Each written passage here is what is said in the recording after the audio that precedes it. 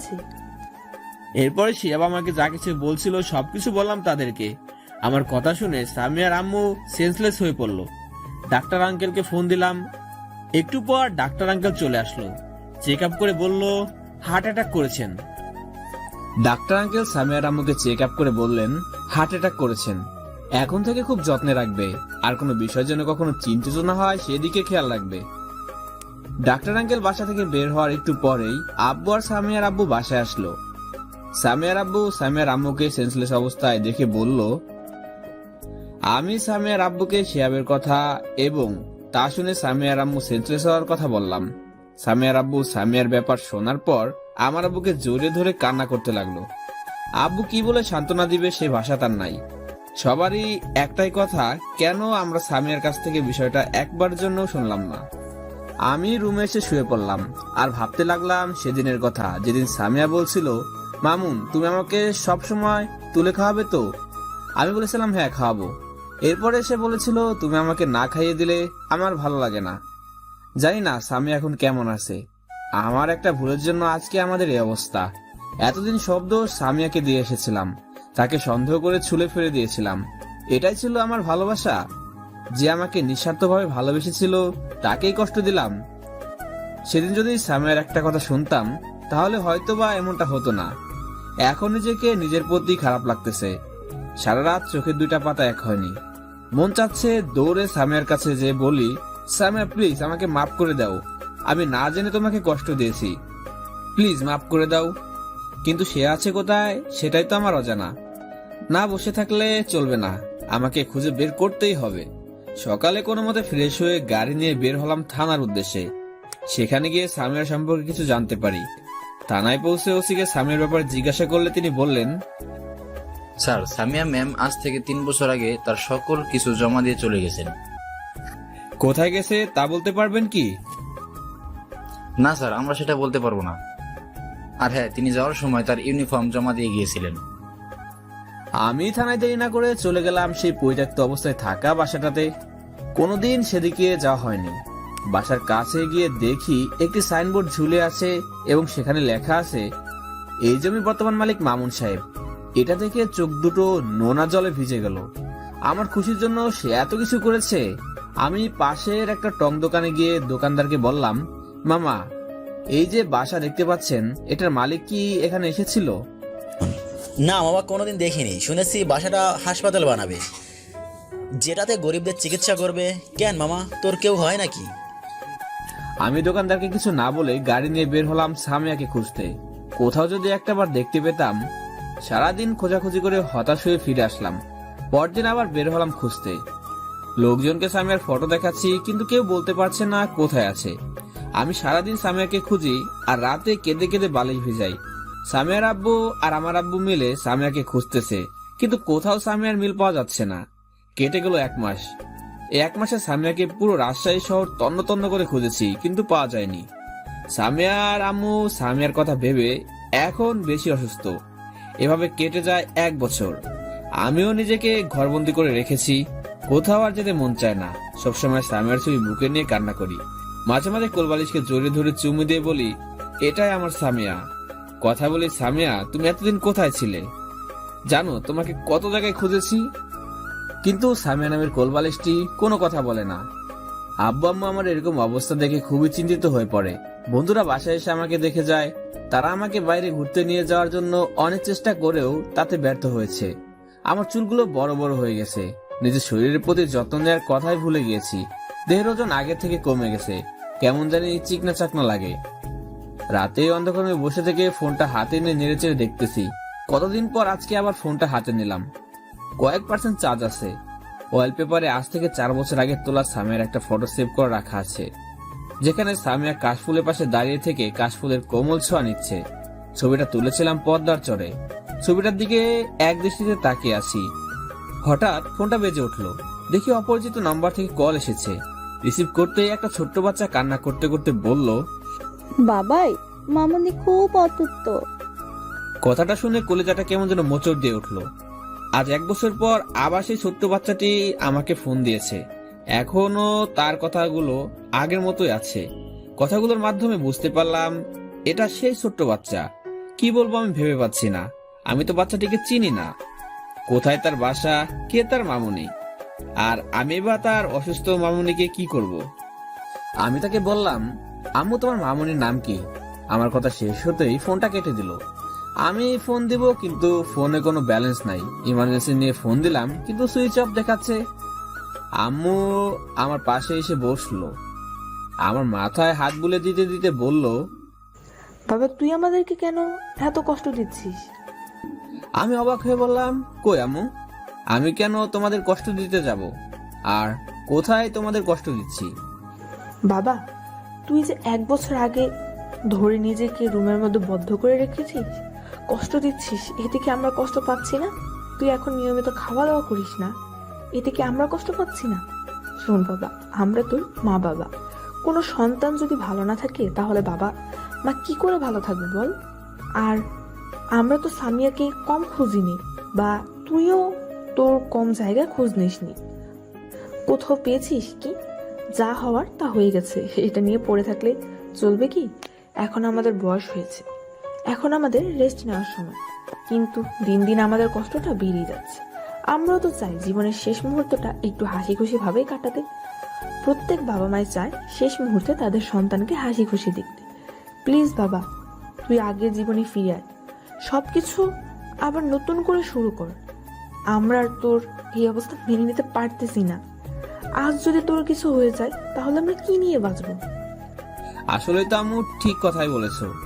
প্রত্যেক বাবা মাই চায় তাদের সন্তানকে হাসি খুশি দেখতে, প্রত্যেক বাবা মাই চায় তার জীবনের শেষ সময়টা হাসি খুশি ভাবে কাটাতে, আর তাদেরকে হাসি খুশি রাখার দায়িত্ব হলো প্রত্যেক সন্তানদের। আজকে কেন তারা এত কষ্ট করবে? জীবনের শেষ সময় এসে দুঃখ কষ্ট কেন জীবন সঙ্গী হবে তাদের? তারাও তো আমাদের জন্য কম সংগ্রাম করেনি। সন্তানের ভবিষ্যৎ চিন্তা করে নিজের জীবনকে বিলিয়ে দিয়েছে অর্থ উপার্জনের বাস্তায়, যেখানে অতিবাহিত হয়েছে তাদের লাইফ সার্কেলের মিনিমাম 75% সময়। শেষ সময় যদি কষ্ট করতে হয় তাহলে তো আমাদের মতো সন্তানদের কোনো প্রয়োজন নেই তাদের। আম্মু কান্না করেই যাচ্ছে। আমি আম্মুর চোখের পানি মুছে দিয়ে বললাম, আম্মু আমি এখন থেকে আগের মতো হয়ে যাব, তোমাদেরকে আর কষ্ট দেব না। এখন ডাইনিং টেবিলে গিয়ে 1 প্লেট ভাত নাও, তোমার হাতে অনেকদিন ধরে তুলে খাওয়া হয়নি। আম্মু আমার কথা শুনে একটু হেসে কপালে চুমু দিয়ে বলল, ঠিক আছে বাবা, আয়। আম্মু যাওয়ার পর আমি ফ্রেশ হওয়ার জন্য ওয়াশরুমে ঢুকলাম।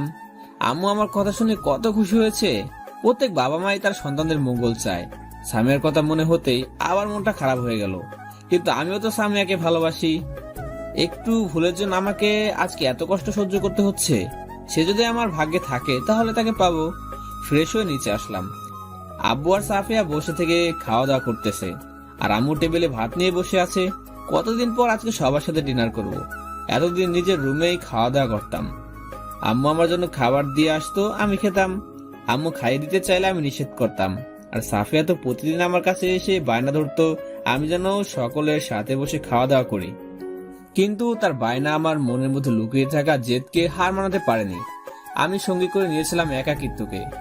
একাকি থাকতে থাকতে খুব ভালো লাগতো।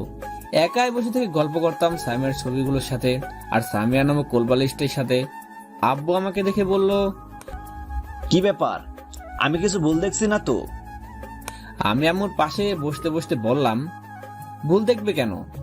সাফিয়া আমার কথা শুনে আমার দিকে তাকিয়ে খাবার প্লেট রেখে আমার কাছে এসে আমাকে জড়িয়ে ধরে বলল, ভাইয়া তুমি এখন থেকে আমাদের সঙ্গে খাওয়া দাওয়া করবে। হুম। ওহ, তাহলে কত মজা হবে জানো? কতদিন তোমার সাথে বসে থেকে ডিনার করিনি। এখন থেকে একসাথে ডিনার করব, এবার খুশি? হ্যাঁ। আম্মু আমাকে খাইয়ে দিল। খাওয়া শেষ করে আব্বুকে বললাম, আব্বু কালকে থেকে আমি অফিসে যাব, তুমি এমডি সাহেবকে বলে দিও। তুমি দীর্ঘদিন ধরে নিজেকে একাকিত্বের মধ্যে রেখেছিলে, এখন অফিসে না যেয়ে বন্ধুদের সাথে সময় কাটাও, নইলে বোরিং ফিল করবে। আমি কাল থেকে অফিসে জয়েন করব, এটাই ফাইনাল। ঠিক আছে। পরের দিন সকালে নাস্তা করে সেলুনে গেলাম। সেলুনে গিয়ে চুলগুলো কাটালাম। বাসায় এসে গোসল করে অফিসে গেলাম। তবে সাধারণভাবে গেলাম, নিজেকে গোছানোর মতো আর সময় নেই। তাছাড়া এসবের প্রতি ভক্তি উঠে গেছে। মনের মানুষটা যদি পাশে থাকতো তাহলে হয়তো মনে কিছুটা রস জন্মাতো। অফিসে যাওয়ার পরেই সবাই আমাকে স্বাগতম জানালো। অনেকদিন পর আজকে অফিসে আসলাম। সকলের সাথে কথা বলে আমি আমার কেবিনে চলে আসলাম। একটু পরে আমার প্রিয় নেহা এসে বলল, স্যার, আপনাকে আজ কতদিন পর দেখতেছি। আলহামদুলিল্লাহ, তুই কেমন আছিস? আমিও ভালো আছি। অফিসটা এখন খুব ভালোভাবে চলবে। অফিসে কিছুক্ষণ কাজ করে বাসা আসলাম। প্রথম দিনে আজকে ভালো লাগছে না। পরের দিন আবার অফিসে গেলাম। নেহা মেয়েটি যথেষ্ট ভদ্র এবং মিশুটে, মধ্যবিত্ত পরিবারের মেয়ে। বাবা মা আর ছোট ভাই নিয়ে সংসার। তার বাবা একটা ব্যাংকে জব করতেন, এখন অবসরে আছেন। দেখতেও খুব সুন্দর, কিন্তু কোনোদিন রূপের বড়াই করেনি। আমার সঙ্গে একেবারে ফ্রি। আমি তাকে বোনের মতোই দেখি। 2 বছর আগে লেখাপড়া শেষ করে আমার কোম্পানিতে চাকরির ইন্টারভিউ দেয়, ভাগ্যক্রমে টিকে যায়। তার কাজে মুগ্ধ হয়ে আমি আমার পিএ বানিয়ে দেই। এখন সে ভালো স্যালারি পায়। কেবিনে বসে থেকে ল্যাপটপ অন করতে নেহা আমার রুমে আসলো। নেহা বলল, স্যার, কেমন আছেন? আলহামদুলিল্লাহ, তোর কি অবস্থা? আর তোকে কতবার বলবো আমাকে স্যার না বলে ভাইয়া বলে ডাকবি? আলহামদুলিল্লাহ ভাইয়া, আমার অবস্থাও ভালো। বিয়ে করবি না নাকি আমি তোর জন্য ছেলে দেখা শুরু করব? আন্টি তো আমাকে বলতেছে ছেলে দেখার জন্য। বাদ দিন এসব, আগে বলুন ভাবির কি খবর, মানে ভাবির সন্তান পেয়েছেন? না, অনেক খুঁজেছি কিন্তু কোথাও পাইনি। সরি ভাইয়া, আমি মনে হয় কথাটা বলে আপনাকে কষ্ট দিলাম। না, সমস্যা নাই। অফিস শেষ করে বাসায় আসলাম। কেটে গেল 1 সপ্তাহ। অফিস যেতেই নেহা বলল, ভাইয়া, আমাদের কোম্পানির সাথে এফসি কোম্পানির একটা মিটিং আছে, আর মিটিংটা করার জন্য আমাদেরকে সিলেট যেতে হবে। কবে মিটিং? আগামীকাল বিকেল 3টায়। ঠিক আছে, তুই সব ফাইল রেডি করে রাখিস, সাথে তুইও রেডি থাকিস। ঠিক আছে। রাতে গাড়ি নিয়ে আমি আর নেহা বের হলাম সিলেটের উদ্দেশ্যে। সিলেটে পৌঁছে কোম্পানি থেকে যে হোটেল বুক করা হয়েছিল সেখানে গেলাম। বিকেল 3টায় মিটিং এর জন্য অফিস কোম্পানিতে গেলাম। সেখানে মিটিং হবে, আর মিটিংটা ছিল একটা প্রজেক্ট নিয়ে। ভালোভাবে মিটিংটা শেষ হলো। আমাদের কোম্পানির পারফরমেন্স ভালো হয় প্রজেক্টটা আমাদের কোম্পানি পেয়েছে। আমি নেহাকে নিয়ে ঘুরতে বের হলাম। নেহা সিলেটের কিছুই দেখেনি। ঘোরাঘুরি করে হোটেলে চলে আসলাম। পরের দিন গেলাম জাফলং। সেখানে বেশ কিছু সময় কাটিয়ে একটা রেস্টুরেন্টে লাঞ্চ করে হযরত শাহজালাল মাজার দেখতে গেলাম। মাজার দেখার পরে হোটেলে চলে আসলাম। আগামীকাল সকালে রাজশাহীতে চলে যাব। রাতে রেস্টুরেন্ট থেকে ডিনার করে হোটেলে এসে ঘুমিয়ে পড়লাম। সকালে বাসায় যাওয়ার সময় মনে হলো সিলেটের বিখ্যাত কমলা লেবু আর সাতকরা আচারের কথা। গাড়ি থেকে নেমে দোকান থেকে কমলা লেবু আর সাতকরা আচার নিয়ে গাড়ির কাছে আসতেই লক্ষ্য করলাম একটা ছোট্ট বাচ্চা মেয়ে, বয়স আনুমানিক 3 বছর হবে, রাস্তার মাঝখান দিকে দৌড়াচ্ছে। মাঝ রাস্তায় তার খেলনার বেলুন উড়ে গেছে। সেটা নেওয়ার জন্য বাচ্চাটি মাঝ রাস্তায় যাচ্ছে, আর সামনে থেকে একটা বাস হর্ন দিতে দিতে আসতেছে। বাচ্চাটির সেদিকে কোনো খেয়াল নেই। বাসটিও কাছে চলে এসেছে। আমি হাতে থাকা কমলা লেবু আর সাতকরা আচারের ব্যাগ ফেলে দিয়ে দৌড়ে বাচ্চাটির কাছে গেলাম, আর বাচ্চাটিকে কোলে তুলে নিয়ে রাস্তার সাইডের দিকে লাফ দিলাম। আর বাসটিও নিয়ন্ত্রণ হারিয়ে আমার বিপরীতে সাইডে থাকা কারেন্টের খুঁটির সাথে ধাক্কা খেলো। ঘটনাটি দুটো ঘটে যায়। ঘটনাস্থলে অনেক লোক জড়ো হয়ে যায়। আমি বাচ্চাটিকে কোলে নিয়ে দাঁড়াতেই বাচ্চাটি আমাকে বাবা বাবাই বলতে শুরু করলো। আমি ছোট্ট মেয়েটির মুখে বাবাই বাবাই ডাক শুনে আশ্চর্য হয়ে গেলাম, কারণ এই বাচ্চাটি হলো সেই বাচ্চা যে আমার কাছে ফোন দিয়ে কথা বলতো, একবারে সেম কণ্ঠ। আর অবাক করার বিষয় হলো ছোট্ট মেয়েটি আমাকে চিনতে পারলো কি করে? আমাকে কি আগে কোথাও দেখেছে নাকি? কিন্তু আমার তো মনে হচ্ছে না আমি এই বাচ্চাটিকে দেখেছি। তো এই বাচ্চাটিকে কেমন জানি আপন মনে হচ্ছে এটা আমার রক্তের সম্পর্কের কেউ। চারদিকে কি হয়ে যাচ্ছে সেদিকে আমার কোনো খেয়াল নেই। আমি বাচ্চাটির দিকে তাকিয়ে এসব ভাবতেছি, আর বাচ্চাটি আমার দিকে তাকিয়ে আছে। পাশে থেকে একটা লোকের ডাকে আমার ভাবনার জগৎ থেকে বের হয়ে আসলাম। লোকটি বলল, ভাই আপনার হাত থেকে রক্ত পড়তেছে। আমি লোকটির কথায় হাতের দিকে তাকিয়ে দেখি কিছুটা ছিলে গেছে। বাচ্চাটিকে কোলে নিয়ে রাস্তার পাশে লাফ দেওয়ার সময় হয়তো এটা হয়েছে। বাচ্চাটি আমার হাতের রক্ত দেখে বলল, বাচ্চাটিকে যতই দেখছি ততই অবাক হয়ে যাচ্ছি, আমাকে বাবা বাবাই বলতেছে কেন? আমি বাচ্চাটিকে জিজ্ঞেস করলাম, আম্মু তোমার নাম কি? আমার নাম ইত্তাদান অতি। নামটা শুনতেই বুকটা কেঁপে উঠলো, কারণ আজ থেকে 4 বছর আগে আমি সামিয়াকে বলেছিলাম, সামিয়া আমার মেয়ের নাম কি রাখবো জানো? কি রাখবে? ইসরাত জাহান ঐশী রাখবো। নামটা কেমন হবে? সামিয়া আমার কপালে ভালোবাসার পরশ এঁকে দিয়ে বলল, খুব সুন্দর নাম, আমার পছন্দ হয়েছে। এটা ভাবতেই চোখ দিয়ে পানি পড়তে লাগলো। ঐশী আমার চোখের পানি মুছে দিয়ে বলল, বাবাই, তার না কল দিতে দেন। আমি আর মনের ভিতর কথা চেপে না রেখে ঐশীকে বললাম, আম্মু তুমি আমাকে চিনো? আমাকে তুমি কোথায় দেখেছিলে? আমার আপল মোবাইলে। কিছুটা অবাক হয়ে বললাম, তোমার আম্মুর নাম কি? আমার আপল নাম সামিয়া তাহান। ঐশীর কথা শুনে আমার হার্টবিট বেড়ে গেল। আমার ছবি ওর আম্মুর মোবাইলে, আর ওর আম্মুর নাম সামিয়া। তাহলে কি আমার সামিয়া? পিছন থেকে কে যেন বলল, পেছনে কে যেন বললো, ঐশী তুমি ঠিক আছো আম্মু? কণ্ঠটা মেয়ের, তবে কণ্ঠটা কেমন জানি চেনা চেনা লাগলো। পেছনে ফিরে মেয়েটির দিকে তাকাতেই হাত পা অবাস হয়ে গেল, আর বুকের বাঁ পাশটা ধরফর করতে লাগলো। মেয়েটি হলো আমার সামিয়া, যাকে আমি বিনা দোষে বাসা থেকে বের করে দিয়েছি। সামিয়া আমাকে এখানে দেখে অবাক নয় তাকিয়ে আছে, আমিও তার দিকে তাকিয়ে আছি। দুজনেই চোখের দুজনের প্রতি জমানো তৃষ্ণা মেটাতে ব্যস্ত। কতদিন পরে দেখতেছে আমার প্রিয় মানুষটাকে। জানি না কত সময় ছিল আমার পাশে, কি হয়ে যাচ্ছে তারও খবর নেই। ঐশীর কথায় দুজন নীরবতা ভেঙে গেল। ঐশী আমার কোল থেকে নেমে সামিয়ার কাছে গিয়ে বলল, মামুনি, এই যে বাবাই। সামিয়া ঐশীর দিকে তাকালো, এরপর আমার দিকে একবার তাকিয়ে ঐশীকে নিয়ে জোরে জোরে হেঁটে ওর গাড়ির কাছে গিয়ে গাড়িতে উঠে গেল। আমি পিছন থেকে সামিয়া সামিয়া বলে ডাকতেছি, কিন্তু সে শুনতেছে না। এরপরে গাড়ি নিয়ে চলে গেল। আমি বোবার মতো সেখানে দাঁড়িয়ে থাকলাম। কিছুক্ষণ পর পাশে থাকা একটা লোককে জিজ্ঞাসা করলাম, ভাই এই পুলিশ মেয়েটাকে, আর তার বাসা কোথায়? আর হ্যাঁ, সামিয়া পুলিশের ড্রেস পরেছিল, তার গাড়িটাও ছিল পুলিশের, যেটা সরকার থেকে দেয়। উনি হলেন আমার সিলেট সদর থানার এসআই। বাসা কোথায় সেটা বলতে পারবো না, কিন্তু আজ থেকে প্রায় 4 বছর ধরে এখানে আছে। ধন্যবাদ ভাই। আমি আমার গাড়ির কাছে এসে গাড়িতে উঠে হোটেলে চলে গেলাম। হোটেলে গিয়ে নেহাকে বললাম, নেহা তুই ড্রাইভার আঙ্কেলের সাথে রাজশাহীতে চলে যা। নেহা অবাক হয়ে বলল, আপনি কোথায় যাবেন? আমার একটা কাজ আছে, চাই না কতদিন লাগবে সেটা শেষ হতে। তুই ভালোভাবে অফিসটা সামলাবি, আর কোনো প্রয়োজন হলে আমাকে জানাবি। ঠিক আছে। এরপর নেহা ড্রাইভার আঙ্কেলকে পাঠিয়ে দিলাম রাজশাহীতে। আমি ফোন দিয়ে আব্বু আম্মুকে বলে দিলাম যে আমি এখন যাব না, কারণ জানতে চাইলে বললাম একটা সিক্রেট মিশন আছে, আর সেটা কমপ্লিট হলে চলে যাব। হোটেল থেকে বের হলাম সিলেট সদর থানাতে। সামিয়া ঐশীকে নিয়ে শপিং করতে গিয়েছিল, আর সেখানেই তো এই অবস্থা। সামিয়া ঐশীকে নিয়ে বাসায় চলে আসে। বাসায় এসে রুমে ঢুকে বেডে শুয়ে বালিশে মুখ গুজে কান্না করতে লাগলো। ঐশী তাকে ডেকে যাচ্ছে, সেদিকে কোনো খবর নেই। সামিয়া কান্না করতে করতে বলতেছে, আজকে মামুন, কেন তুমি আবার আমার কাছে আসলে? আমি তো আমার মেয়েকে নিয়ে ভালোই আছি। থানায় পৌঁছে দেখি ওসি সাহেব বসে আছে। তাকে বললাম, আপনাদের এসআইয়ের নাম কি? মিসেস সামিয়া। বাট আপনি কে? আমি তার স্বামী। হোয়াট? কি বলতেছেন এসব? ঠিক বলতেছি। আমার নাম মামুন। তার বাসা ঠিকানাটা দেন তো। এটা কেমন কথা স্যার? আপনার ওয়াইফের বাসার ঠিকানা আপনি জানেন না? একটা মিসবিহেভ হয়েছিল আমাদের মাঝে, তার থেকে দুজনে বিচ্ছেদ।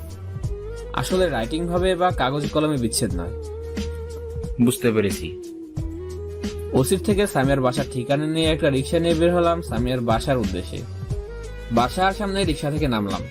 বাসার ভিতরে ঢুকে দেখি গার্ডেনে একটা ভদ্রলোক বসে আছেন। আমাকে দেখে বললেন, তুমি মামুন না? আমি অবাক হয়ে বললাম, হ্যাঁ আমি মামুন, বাট আপনি আমাকে কি করেছিলেন? সামিরার মুখে তোমার নাম শুনেছি, আর তার মোবাইলে তোমার ফটো দেখেছি। আপনি সামিয়াকে কোথায় পেয়েছিলেন, আর সামিয়া এখানে কেন? সেটা অনেক কাহিনী। আজ থেকে 4 বছর আগে আমি রাজশাহীতে গেছিলাম আমার ব্যবসার জন্য। কাজ শেষ হতে হতে সন্ধ্যা হয়ে যায়। পরের দিন অফিসে জরুরি মিটিং থাকায় সন্ধ্যায় রাজশাহী থেকে সিলেটের উদ্দেশ্যে রওনা হই। গাড়িতে ওঠার সময় দেখি রাস্তার পাশে একটা মেয়ে মাথা হেলে কান্না করতেছে, আর মেয়েটা হলো আজকের সামিয়া। সামিয়ার কাছে যাই, অতঃপর তার কি হয়েছে তার সবকিছু তার থেকে শুনি।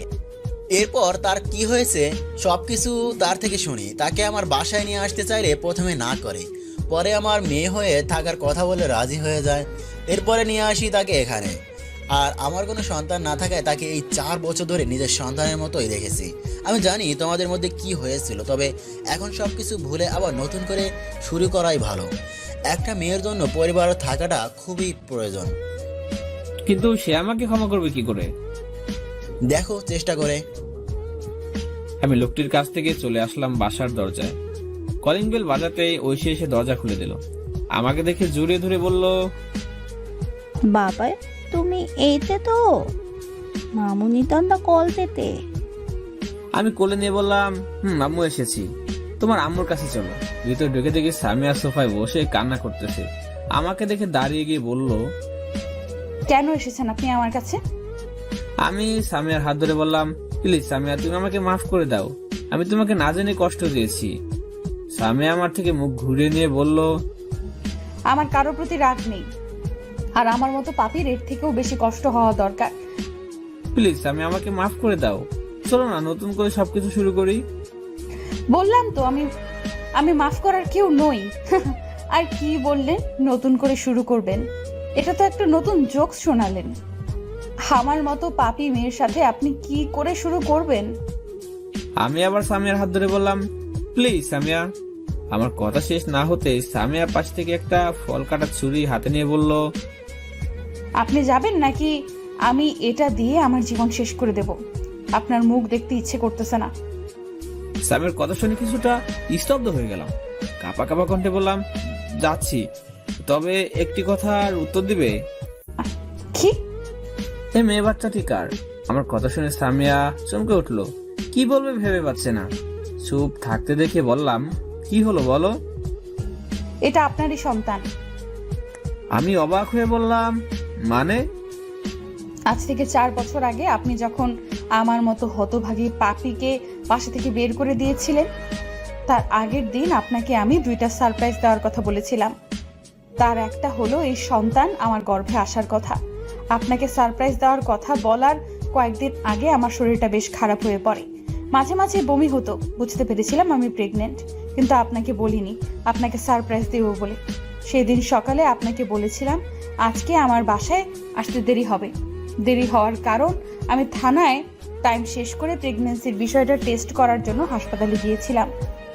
হাসপাতালে যাওয়ার পর ভালোভাবেই প্রেগনেন্সি টেস্ট করি, আর রিপোর্ট ভালো আসে। রিপোর্ট নিয়ে বাসায় যাই। ভেবেছিলাম আপনি সারপ্রাইজ পেয়ে খুশি হবেন, কিন্তু না, আমার ধারণা ভুল। আমি সারপ্রাইজ দিতে গিয়ে নিজেই বড় সারপ্রাইজড হয়ে গেলাম। এখানে আসার প্রায় 9 মাস পর ঐশী জন্মগ্রহণ করে। বুঝতে শেখার পর থেকেই বাবাই বাবাই বলে কান্না করতো।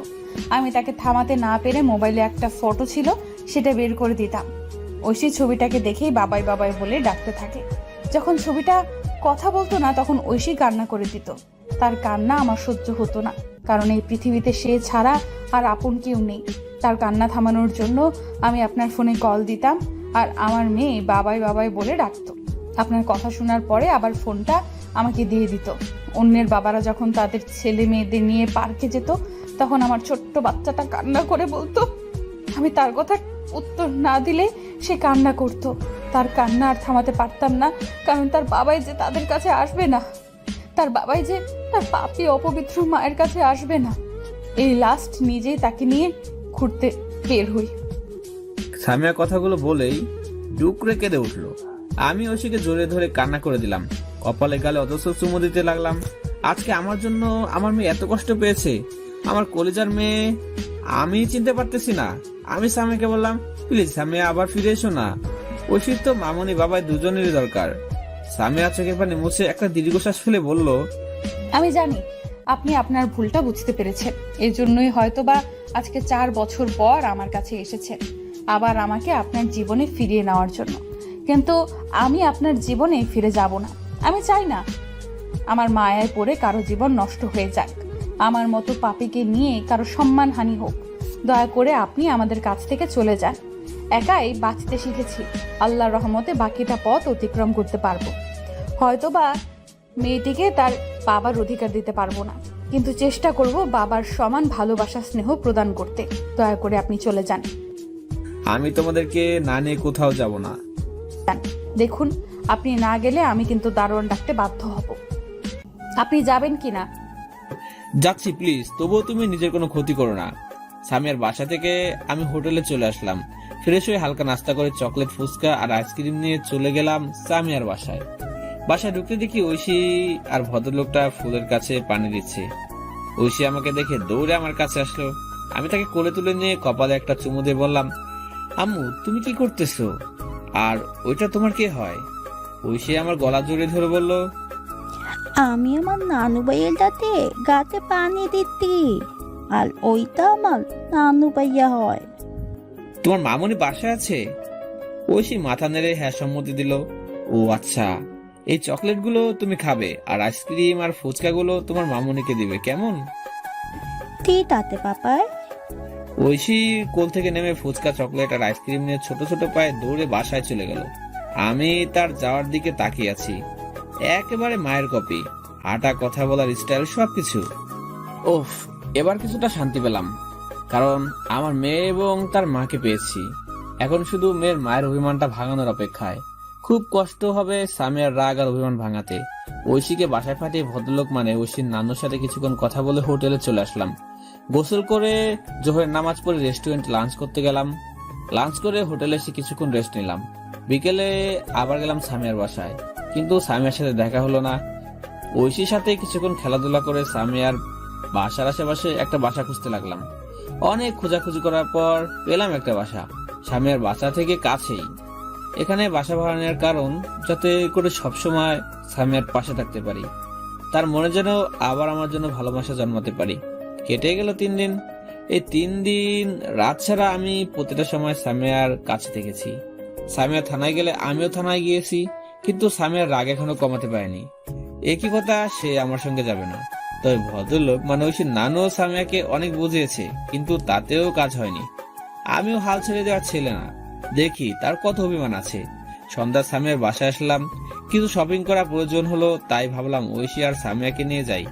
যদিও সামিয়া যেতে চাইবে না, কিন্তু চেষ্টা করে দেখি। সামিয়ার বাসায় কলিং বেল বাজাতে ভদ্রলোক দরজা খুলে দিল। আমাকে দেখে বলল, আরে জামাই যে, ভেতরে এসো বাবা। সোফায় সামিয়া বসে আছে। সামিয়ার দিকে তাকিয়ে চোখ টিপ দিয়ে বললাম, ঠিক আছে শ্বশুর মশাই। সামিয়া আমার দিকে রাগী মুডে তাকালো। আমি গিয়ে সামিয়ার পাশে বসলাম। এতে সামিয়া আরো একটু রেগে গেল। আমি আরো একটু তার দিকে চেপে বসলাম। শ্বশুর মশাই আমাদের কাহিনী দেখে হাসতেছে। শ্বশুর মশাই সামিয়াকে বলল, সামিয়া, জামাইয়ের জন্য নাস্তার ব্যবস্থা করো। আব্বু, কে তোমার জামাই? বারবার জামাই জামাই করতেছো কেন? আর কিসের নাস্তা? ঐশী তার মামুনির চিৎকার শুনে ভয়ে আমাকে জড়িয়ে ধরলো। ছোট বাচ্চা তো, চিৎকার করে কথা বলতে ভয় পেয়েছে। শ্বশুর মশাই সামিয়াকে শান্তভাবে বলল, দেখ মা, প্রত্যেকেরই ভুল হতে পারে। একটা সংসারে ভুল বোঝাবুঝিটা স্বাভাবিক ব্যাপার, হতেই পারে। কিন্তু এর মানে এই না যে সংসার ছেড়ে, প্রিয় মানুষগুলোকে ছেড়ে একা একাই থাকতে হবে। সে তো তার ভুল বুঝতে পেরেছে। এখন তুই যদি তাকে মাফ না করে নতুন করে আবার শুরু না করিস, তাহলে তো তোর মেয়ের ভবিষ্যৎটা কি হবে ভেবে দেখেছিস? সে ঠিকমতো পাবে না মায়ের আদর যত্ন ভালোবাসা, আর না পাবে বাবার আদর যত্ন ভালোবাসা। অথচ একটা সন্তান বড় হতে হলে মা বাবা ও বইয়ের আদর যত্ন সমানভাবে পাওয়ার অধিকার। সুতরাং বলে কি, এমন সিদ্ধান্ত নিস না যে যেটার ফলে তোদের ভবিষ্যৎটা অন্ধকার হবে। এখন এইসব কথা না বলে জামাইকে নাস্তা দে। শ্বশুরমশাইয়ের কথায় সামিয়া আমার দিকে তাকিয়ে বসা থেকে উঠে বিরক্তি সুরে বলল, আসুন, যত সব। আমি আর কিছু না বলে ঐশীকে নিয়ে ডাইনিং টেবিলে গেলাম। চেয়ারে বসতে সামিয়া প্লেটে আপেল, কেক, কিছু ফল দিল। আমি প্লেট থেকে ছোট্ট আপেলের অংশ হাতে নিয়ে ঐশীকে খাইয়ে দিলাম। এরপরে সামিয়াকে বললাম, বাবু খেয়েছো? সামিয়া মুখটা ঘুরিয়ে বলল, আমার জন্য কাউকে চিন্তা করতে হবে না, আপনি আপনার কাজ করুন। ঐশীকে পাশের চেয়ারে বসিয়ে দিয়ে সামিয়ার হাত ধরে এক টান দিয়ে আমার কোলে বসিয়ে এক হাত দিয়ে আটকে রেখে বললাম, এত রাগ কেন? যেটা প্রশ্ন করেছি সোজাসুজি সেটার উত্তর দিবে। সামিয়া আমার কোল থেকে উঠার জন্য চেষ্টা করতেছে, বাট পারতেছে না। ঐশী তার মামুনিকে আমার কোলে থেকে হাতে তালি দিতে দিতে বলল, কি মদালে, আমার মামু লেলে বাবা তোলে নিতে, কি মদালে। মেয়ের কথা শুনে আমি ফিক করে হেসে দিলাম। আর সামিয়ার আগে ফুলতেছে। প্লেট থেকে একটা মিষ্টি আমার মুখে নিলাম। এরপর মুখটা সামিয়ার মুখের কাছে লাগিয়ে দিয়ে মিষ্টিটা ট্রান্সফার করে দেওয়ার চেষ্টা করলাম, কিন্তু সামিয়া নিতে যাচ্ছে না। প্রথম নিতে না চাইলেও পরবর্তীতে আর কোনো উপায় না পেয়ে খেয়ে নিল। একটা আপেলের টুকরো হাতে নিয়ে বললাম, এটাও আগে নিয়মে খাইয়ে দিতে হবে নাকি নিজ ইচ্ছায় খাবে? সামিয়া একরাশ বিরক্তি নিয়ে আমার হাত থেকে আপেলের টুকরোটা নিয়ে খাওয়া শুরু করলো। আমি মুচকি এসে মনে মনে বললাম, কেবল তো শুরু জানু। নাস্তা শেষ করে সামিয়াকে বললাম, রেডি হও, শপিং মলে যাব। সামিয়া অবাক হয়ে বলল, আমি কেন আপনার সঙ্গে যাব? যাবে কিনা তাই বলো। সামিয়া কিছু বলার আগে ঐশী বলল, চলো না মামুনি, আজকে বাবার সাথে শপিং মলে যাবো। আমি যাব না। কেন যাবে না? ঐশী তো যেতে চাচ্ছে, তাকে নিয়ে চলো। ঐশী সামিয়ার হাত ধরে নাড়াতে নাড়াতে বলল, চলো না মামুনি। সামিয়া ঐশীর দিকে তাকিয়ে চিৎকার দিয়ে বলল, বললাম তো আমি যাব না। তারপরেও তোর কানে কথা যাচ্ছে না নাকি? সামিয়ার চিৎকার শুনে ঐশী ভ্যা ভ্যা করে কান্না করতে লাগলো। বিষয়টা আমার খুব খারাপ লাগলো। আমি কিছু বলতে যাব তখনই সামিয়া ঐশীকে কোলে নিয়ে ও রুমের দিকে হাঁটা ধরলো আর আমাকে ঝাঁঝালো সুরে বলল, দেরি করুন। আমি সবাই বসে ভাবতে লাগলাম কি করে ও রাগ ভাঙানো যায়। ভেবেছিলাম সহজ হবে, কিন্তু এখন দেখতেছি তার বিপরীত। একটু পরে মা আর মেয়ে একসাথে রুম থেকে বের হয়ে আসলো। তাদেরকে নিয়ে শপিং মলে গেলাম। শপিং মলে যাওয়ার পর আমার জন্য দুটো টি শার্ট, একটা জিন্স প্যান্ট আর ব্র্যান্ডের গেঞ্জি নিলাম। এরপর ওদের কিনে রেডি সাইডে গেলাম। মহিলা কর্মচারী সামিয়াকে দেখে বলল, ম্যাম কেমন আছেন? আলহামদুলিল্লাহ, আপনি কেমন আছেন? আমিও ভালো আছি। আপনার পাশের ছেলেটা কে? সামিয়া কিছু বলার আগে আমি বললাম, আমি আপনার ম্যামের হাজবেন্ড। সরি স্যার, আসলে আপনাকে কোনোদিন দেখিনি তো তাই চিনতে পারিনি। আমি সামিয়ার দিকে তাকিয়ে একটা মুচকি হাসি দিয়ে বললাম, নো প্রবলেম। আর এখন থেকে প্রতিবারই আমি আর আপনার ম্যাম একসঙ্গে আসবো। Oh really? By the way sir, আপনাকে আর ম্যামকে খুব ভালো মানিয়েছে, আর আপনি হ্যান্ডসামও বটে। আমি সামিয়াকে একটা চোখ টিপি দিয়ে বললাম, এটাই তো আপনার ম্যাম বোঝে না। স্যার বুঝলাম না। কিছু না, আপনি আপনার ম্যামের জন্য কিছু শাড়ি দেখান আর আমার মেয়ের জন্য কিছু টি শার্ট আর ফ্রক দেখান। সামিয়ার দিকে তাকিয়ে দেখি ম্যাম নিচের দিকে তাকিয়ে দাঁতে দাঁত চেপে রাগে ফুঁসতেছে আর দুই হাত কসলাচ্ছে। পাবলিক প্লেস হওয়ার ফলে আমাকে কিছু বলতে পারছে না, নইলে কাঁচায় চিবিয়ে খেত। আর আমার মেয়ে হেঁটে হেঁটে পুরো দোকান ঘুরে দেখতেছে। শপিং শেষ করতে করতে রাত 8টা বেজে গেল। আকাশটা মেঘলা মেঘলা করতেছে, মনে হচ্ছে বৃষ্টি হবে। আর আমার শরীরটাও কেমন যেন জ্বর জ্বর ভাব করতেছে, হয়তো সিলেটের আবহাওয়ার জন্য। সামিয়ার বাসার সামনে এসে গাড়ি থেকে নেমে বাসার ভিতরে ঢুকতেই সামিয়া বলল, কোথায় যাচ্ছেন? কেন, তোমার সাথে, তোমার বাসাতে। আপনি আমার বাসায় ঢুকবেন না। আপনি আমাকে পেয়েছেনটা কি? আমি কি আপনার খেলনার বস্তু? শপিং মলে আপনি কেন আমার স্বামী হিসেবে পরিচয় দিলেন? আমার কোনো স্বামী নেই। যে ছিল সে আজ থেকে 4 বছর আগে আমার নিকট মারা গেছে। আমি আপনার সঙ্গে কথা বলি বা আজকে শপিং মলে গিয়েছিলাম শুধু আমার মেয়ের জন্য। আপনি ভাববেন না যে আমি আপনাকে মেনে নিয়েছি। আর আপনি কেন আমার বাসায় আসতেছেন? আর কখনো আসবেন না, আপনাকে আমার সহ্য হয় না। সামিয়ার কথাগুলো বলে দরজা বন্ধ করে দিতে যাবে তখন আমি বললাম, তুমি যদি আমাকে ভিতরে ঢুকতে না দাও তাহলে আমি এখানেই বসে থাকবো। সামিয়া কিছু না বলে দরজা লাগিয়ে দিয়ে ভিতরে চলে গেল। আমি সেখানেই হাঁটু ভাঁজ করে বসে পড়লাম। হাঁটুতে মুখ গুজে কান্না করতে লাগলাম। সামিয়ার নিকট আমি মৃত হয়ে গেছি, আমাকে নাকি আর সহ্য হয় না। আমি কি এতই খারাপ কাজ করেছি? সামিয়া, তুমিও তো আমার মতো ভুল করেছিলে। আমি তো তোমাকে এত কষ্ট দিইনি, তোমাকে তো বুকে জড়িয়ে নিয়েছিলাম। কিন্তু তুমি কেন আজকে আমাকে এত কষ্ট দিচ্ছ? মনের আকাশে মেঘ জমেছে, তেমনি বাইরের আকাশের বুকে আজকে বেশ মেঘ জমেছে। হয়তোবা এখনই সেগুলি পৃথিবীর বুকে ঠেলে দিবে। বসে থাকতে ঝমঝম করে বৃষ্টি পড়তে শুরু করলো। কেন জানি বৃষ্টিতে ভিজতে মন চাচ্ছে। যদি বৃষ্টির পানির সাথে মনের মেঘগুলো ছড়ে পড়ে। গার্ডেনে থাকা দোলনায় বসে পড়লাম। আমার যে বৃষ্টির পানিতে অ্যালার্জি আছে সেটা তাৎক্ষণিকভাবে ভুলে গেলাম। বৃষ্টিতে ভিজতেছি আর সামিয়ার সাথে কাটানো মুহূর্তগুলো মনে করতেছি। এরপর কি হলো আর মনে নেই। সামিয়া দরজা লাগিয়ে দিয়ে ঐশীকে নিয়ে রুমে আসলো। ঐশীকে ফ্রেশ করে দিয়ে ঘুম পাড়িয়ে দিল। এরপরে বেডে বসে ভাবতে লাগলো শাহিদের সঙ্গে যা যা ঘটেছে এসব কিছু। কিছুক্ষণ বৃষ্টি শুরু হয়ে গেল। হঠাৎ সামিয়ার মনে পড়ে গেল মামুনের বলা কথাটা যে আমি এখানেই বসে থাকবো। সামিয়া দৌড়ে বাসা থেকে বের হয়ে আসলো, কারণ সামিয়া জানে মামুন বৃষ্টিতে ভিজতে পছন্দ করে আর বৃষ্টির পানিতে মামুনের অ্যালার্জি আছে। দরজা খুলে দেখে মামুন আশেপাশে কোথাও নেই। সামিয়ার চিন্তা বাড়তে লাগলো, রাতে কিছু দেখতেও পাচ্ছে না। আনমনে সে চারদিকে মামুনকে খুঁজতে লাগলো।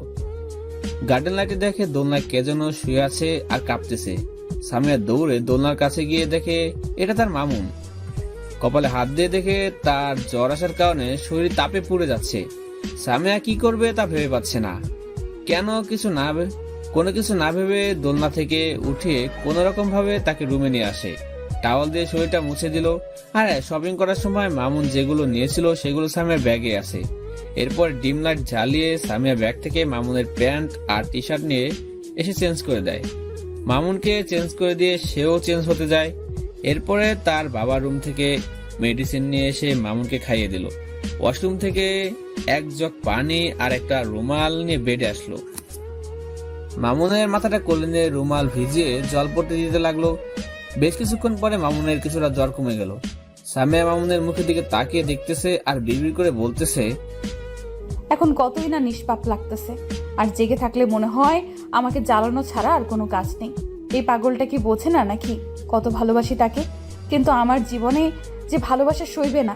কিছুক্ষণ চুপ করে থেকে একটা দীর্ঘশ্বাস ফেলে আবার মাথা হাত বুলিয়ে দিতে দিতে বলতে লাগলো, চেহারা কি করে ফেলেছে?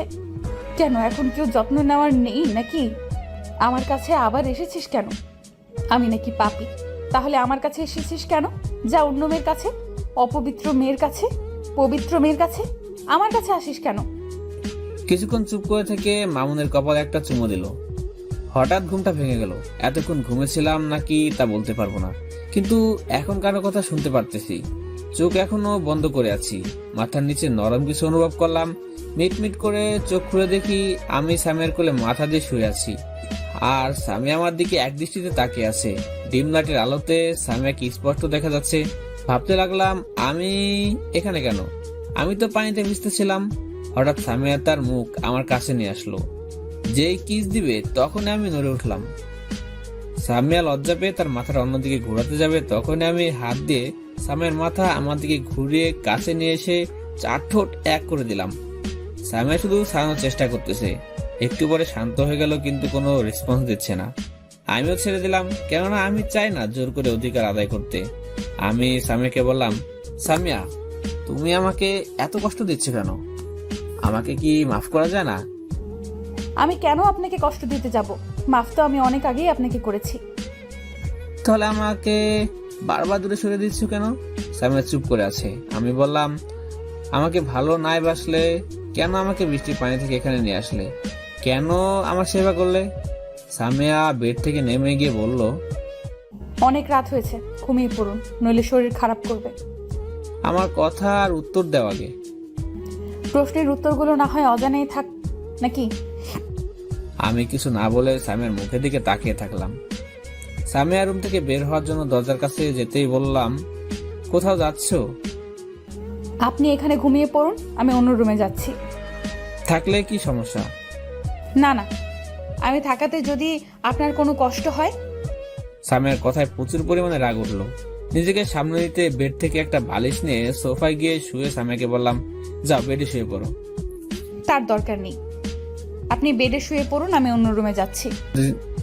খারাপ হলেও এতটা খারাপ নয় যে কারো অনুমতি না নিয়ে তার কাছে অধিকার ফেলাতে যাব। সামিয়া কিছুক্ষণ ভাবার পরে বেডে শুয়ে পড়লো। সামিয়ার দিকে তাকিয়ে থাকতে থাকতেই ঘুমিয়ে পড়লাম। হঠাৎ করে এই ঘুমটা ভেঙে গেল। মোবাইলটা হাতে নিয়ে দেখি রাত 3টা বেজে গেছে, আর ঘুম ধরতেছে না। বেলকনিতে গেলাম, সেখানে কিছুক্ষণ দাঁড়িয়ে থেকে রুমে চলে আসলাম। রুমে এসে সামিয়ার বেডের পাশে দাঁড়িয়ে সামিয়াকে দেখতে লাগলাম। ডিম লাইটের আলোতে খুব সুন্দর লাগতেছে। আলোটা একবারে মুখের উপর পড়েছে, কিন্তু চুলগুলো আমাকে দেখতে বাধা দিচ্ছে। মন চাচ্ছে চুলগুলো সরিয়ে দেই, কিন্তু সে অধিকার এখন আমার নেই। যদিও সে আমার স্ত্রী। দাঁড়িয়ে থেকে দেখতে দেখতে মন আর মানল না। সামিয়ার পাশে এসে বসলাম। শরীরটা একটু ক্লান্ত লাগতেছে আর জ্বর জ্বর মনে হচ্ছে। হাত দিয়ে সামিয়ার মুখের উপর থাকা চুলগুলো সরিয়ে দিলাম। এরপরে দেখতে লাগলাম আমার প্রিয়সীকে। দেখতে দেখতে কখন যে ঘুমিয়ে গেছি বলতেই পারবো না। সকালে পাখির কিচিরমিচির শব্দে ঘুম ভাঙলো। চোখ খুলে দেখি আমি সামিয়াকে জড়িয়ে ধরে আছি, আর সামিয়া আমার বুকের উপর শুয়ে আছে। কপালে যেমন একটা চুমু দিতে যাব, তখনই সামিয়া চোখ খুললো। চোখ খুলে আর কোনো কথা না বলে আমার বুকের উপর থেকে নেমে ঠাস করে আমার গালে 2টা চড় মারলো। আমি গালে হাত দিয়ে দাঁড়িয়ে থাকলাম। সামিয়া বলতে শুরু করলো, লুচ্চা, তোকে আমি নিষেধ করিনি আমার কাছে আসবি না? রাতেই তুই লেকচার দিলি অনুমতি ছাড়া তুই কিছু করিস না, তাহলে এখন কি করতে চেয়েছিলিস? কেন তুই আমার পেছনে লেগে আছিস? আমাকে কি একটু শান্তিতে থাকতে দিবি না? তোর খুশির জন্যই তো আমি চলে এসেছি দূরে, তবু কেন তুই আমার পিছে পড়ে আছিস? আর কি চাস তোরা আমার থেকে? আমার সন্তানকে নিয়ে যা, তবু আমাকে মুক্তি দে। আমি চাই না তোদের কাছে ফিরে যেতে, আমি একাই ভালো আছি। তোদের মতো স্বার্থপরদেরকে দেখলে শুধু ঘৃণা হয়, ঘৃণা। সামিয়ার চোখের আঘাত যতটা না লেগেছে, কথাগুলো তার থেকে বেশি মনে আঘাত করেছে। আমি সামিয়াকে কাঁপা কাঁপা কণ্ঠে বললাম, সামিয়া, তুমি আমাকে ভালোবাসো না? না, আমি কাউকে ভালোবাসি না, আর পড়তে চাই না ভালোবাসা নামক কোনো দহনি, যেখানে নেই কোনো বিশ্বাস, নেই কোনো আস্থা, আছে শুধু ঘৃণা আর স্বার্থপরতা। আর ভালোবাসা, সেটা আবার আপনাকে, এটা অসম্ভব। কান খুলে শুনে রাখুন, আপনাদের প্রতি আমার কোনো ভালোবাসা নেই, আছে শুধু ঘৃণা আর ঘৃণা। কথাগুলো শুনে আমার দাঁড়িয়ে থাকাটা কষ্টকর হয়ে যাচ্ছে। আমি সামিয়ার সামনে গিয়ে দাঁড়িয়ে বললাম, চোখে চোখ রেখে বলো তুমি আমাকে ভালোবাসো কিনা। আর হ্যাঁ, তুমি যদি আমাকে ভালো না বাসো তাহলে আমি তোমাদের ছেড়ে চলে যাব, যেখান থেকে আর ফিরে আসে না কেউ। হারিয়ে যাব কোনো এক অজানা জায়গায়, যেখানে খুঁজে পাবে না কেউ। বলো তুমি আমাকে ভালোবাসো কিনা। সামিয়া কিছু না বলে আমার চোখের দিকে তাকিয়ে আছে, আমি ওর চোখের দিকে তাকিয়ে আছি। সামিয়ার চোখের কোনায় পানি চিকচিক করছিল। সামিয়াকে চুপ করে থাকতে দেখে বললাম, কি হলো বলো? আচ্ছা, বলতে হবে না। আমার দোষটা কি ছিল জানো? আমি তোমাকে কোনো কিছু না জিজ্ঞাসা করে ভুল বুঝে বাসা থেকে বের করে দিয়েছি, ভুল বুঝে দূরে ঠেলে দিয়েছি, তাই তো? আচ্ছা, তোমার মনে আছে কি আজ থেকে 8 বছর আগে তুমি আমার মতো ভুল করেছিলে, আমাকে ভুল বুঝে ছেড়ে চলে গিয়েছিলে। আর ভুল বুঝার অন্যতম কারণ ছিল তুমি আমাকে কিছু জিজ্ঞাসা করছিলে না। সেদিন তুমিও আমাকে বলেছিলে লুচ্চা, চরিত্রহীন, স্বার্থপর ইত্যাদি। আমি কি সেদিন কষ্ট পেয়েছিলাম না? নাকি আমি তোমাকে ছেড়ে সুখেই ছিলাম? এরপরে তুমি আমার কাছে ক্ষমা চেয়েছিলে, আমিও তোমাকে ক্ষমা করে বুকে জড়িয়ে নিয়েছিলাম, শুধু তোমাকে ভালোবাসি বলে। আর সেদিন তোমাকে ভুল বোঝার কারণ কি জানো? সেদিন তোমাকে কিছু জিজ্ঞাসা না করা, তুমি সেদিন আমাকে সারপ্রাইজের কথা বলেছিলে। সেদিন তোমাকে আমি শিহাবের সাথে পরিত্যক্ত বাসায় দেখেছিলাম, কিন্তু কি জন্য গিয়েছিলে সেটা আমি জানতাম না। তোমাকে জিজ্ঞাসা করলে তুমি বলেছিলে আমাকে সারপ্রাইজ দেওয়ার কথা। তারপরের দিনই তোমার আর শিহাবের কিছু ফটো আর ভিডিও পাই। আচ্ছা, তুমি কি করতে সেদিন আমার জায়গায় থাকলে? ভুল তো মানুষের হয়। আমার ভুলের প্রায়শ্চিত্তের জন্য তো আমি আজ এখানে পড়ে আছি আমার মায়ের মুখে বাবা ডাকটা শোনার জন্য। আমার ভুলের জন্য আমি তো তোমার কাছে বারবার ক্ষমা চাচ্ছি, কিন্তু বারবারই তুমি আমাকে ফিরিয়ে দিচ্ছ।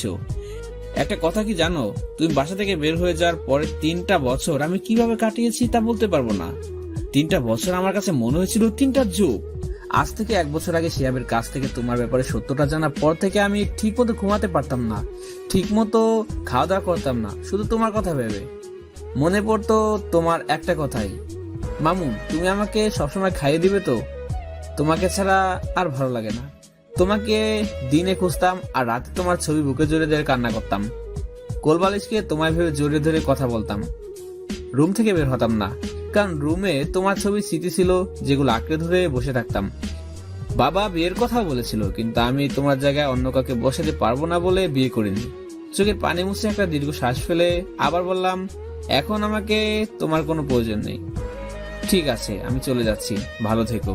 আর আসবো না তোমাকে বিরক্ত করতে। কথাগুলো বলে যেমনই পিছনে ঘুরতে যাব, তখনই স্বামী আমাকে জড়িয়ে ধরে কান্না করতে লাগলো। আমি মাথায় হাত বুলে দিতে দিতে বললাম, কি হয়েছে, কান্না করতেছে কেন? আমি তো চলে যাচ্ছি, আর তো বিরক্ত করবো না। সামিয়া ফুফিয়ে ফুফিয়ে কাঁদতে কাঁদতে বলল, আমিও তোমাকে ভালোবাসি, কিন্তু আমার এই অনিশ্চিত জীবনে আর তোমাকে জ্বালাতে চাই না। আমি অবাক হয়ে বললাম, অনিশ্চিত জীবন মানে? স্বামী আমাকে ছেড়ে দিয়ে চোখের পানি মুছতে ড্রয়ারের কাছে গেল। ড্রয়ার থেকে একটা ফাইল নিয়ে এসে আমার হাতে দিয়ে বলল, কয়েকদিন আগে আমার প্রচন্ড মাথা ব্যথা শুরু হয়। আগে ছিল, কিন্তু এতটা বেশি ছিল না। আমি ডাক্তারের কাছে পরামর্শ নিতে গেলে ডাক্তার আমাকে সিটি স্ক্যান করতে বলেন। এরপরে আমি সিটি স্ক্যান করালাম। রিপোর্ট আসলো আমার ব্রেন টিউমার, যেটা তখন অপারেশন করলে সাকসেস হওয়ার সম্ভাবনা বেশি ছিল, কিন্তু আমার বেঁচে থাকার আর কোনো ইচ্ছে ছিল না। সেদিন ঐশী তোমাকে ফোন দিয়ে আমার অসুস্থতার কথা বলেছিল, সেদিন আমার মাথা ব্যথা বেশি হয়। ডাক্তারের কাছে গিয়ে ডাক্তার বলেছিলেন আমি লাস্ট স্টেপে চলে এসেছি, এখন অপারেশন করলে ঝুঁকিটা বেশি হবে। মেয়েটার মুখের দিকে তাকিয়ে কিছুদিন বাঁচতে চেয়েছিলাম, কিন্তু রোগের জন্য এটাও আর হবে না। আমার রোগের কথা বাবাকে বলিনি, বললে তিনি চিন্তা করবে। আমার মেয়েকে নিয়ে চিন্তা হতো, আমি না থাকলে কে দেখবে তাকে। কিন্তু তখন তার বাবাই এসেছে, আমার আর কোনো চিন্তা নেই। আমি সামিয়ার কথাগুলো শুনে ভাবতেছি আমি কি আমার সামিয়াকে হারিয়ে ফেলবো। সামিয়া আমাকে জোরে ধরে বলল, জানো মামুন, তুমি আমাকে বাসা থেকে বের করে দিয়েছিলে, এর জন্য আমার কোনো রাগ হয়নি, কারণ আমি জানি তুমি আমাকে ভুল বুঝতেছিলে। আমি জানি কেউ তোমার জায়গায় থাকলে একই কাজ করত। আমিও তোমাকে ভুল বুঝেছিলাম, এই জন্য এই বিষয়ে রাগ করিনি। কিন্তু আমি খুব কষ্ট পেয়েছিলাম, যেখানে আমি তোমার হাতে তুলে খাওয়া ছাড়া খেতে পারতাম না, সেখানে আমি তোমাকে পাশে ছাড়া কিভাবে খাবো বলো। অনেক কষ্ট হতো প্রেগনেন্সির সময়, ঠিক মতো খাওয়া দাওয়া করতে পারতাম না। প্রেগনেন্সির সময় প্রত্যেকটা মেয়েই চায় তার প্রিয় মানুষটা তার সাথে থাক, কিন্তু আমার ভাগ্যে হয়নি। প্রত্যেক মেয়েই সেই সময় বাবা মার আদর পাওয়ার আশা করে, কিন্তু আমার হয়নি। ঐশী হওয়ার পরে অনেকে অনেক কথা বলে, কিন্তু আমি সেদিকে কান দেইনি। আমি আমার জবের জন্য অনেকে আমার বিয়ের অফার দেয়, কিন্তু আমি আমার মেয়ের মুখের দিকে তাকিয়ে তোমাকে দেওয়া কথা আর তোমার ভালোবাসার বন্ধন ছেড়ে কোথাও যাইনি।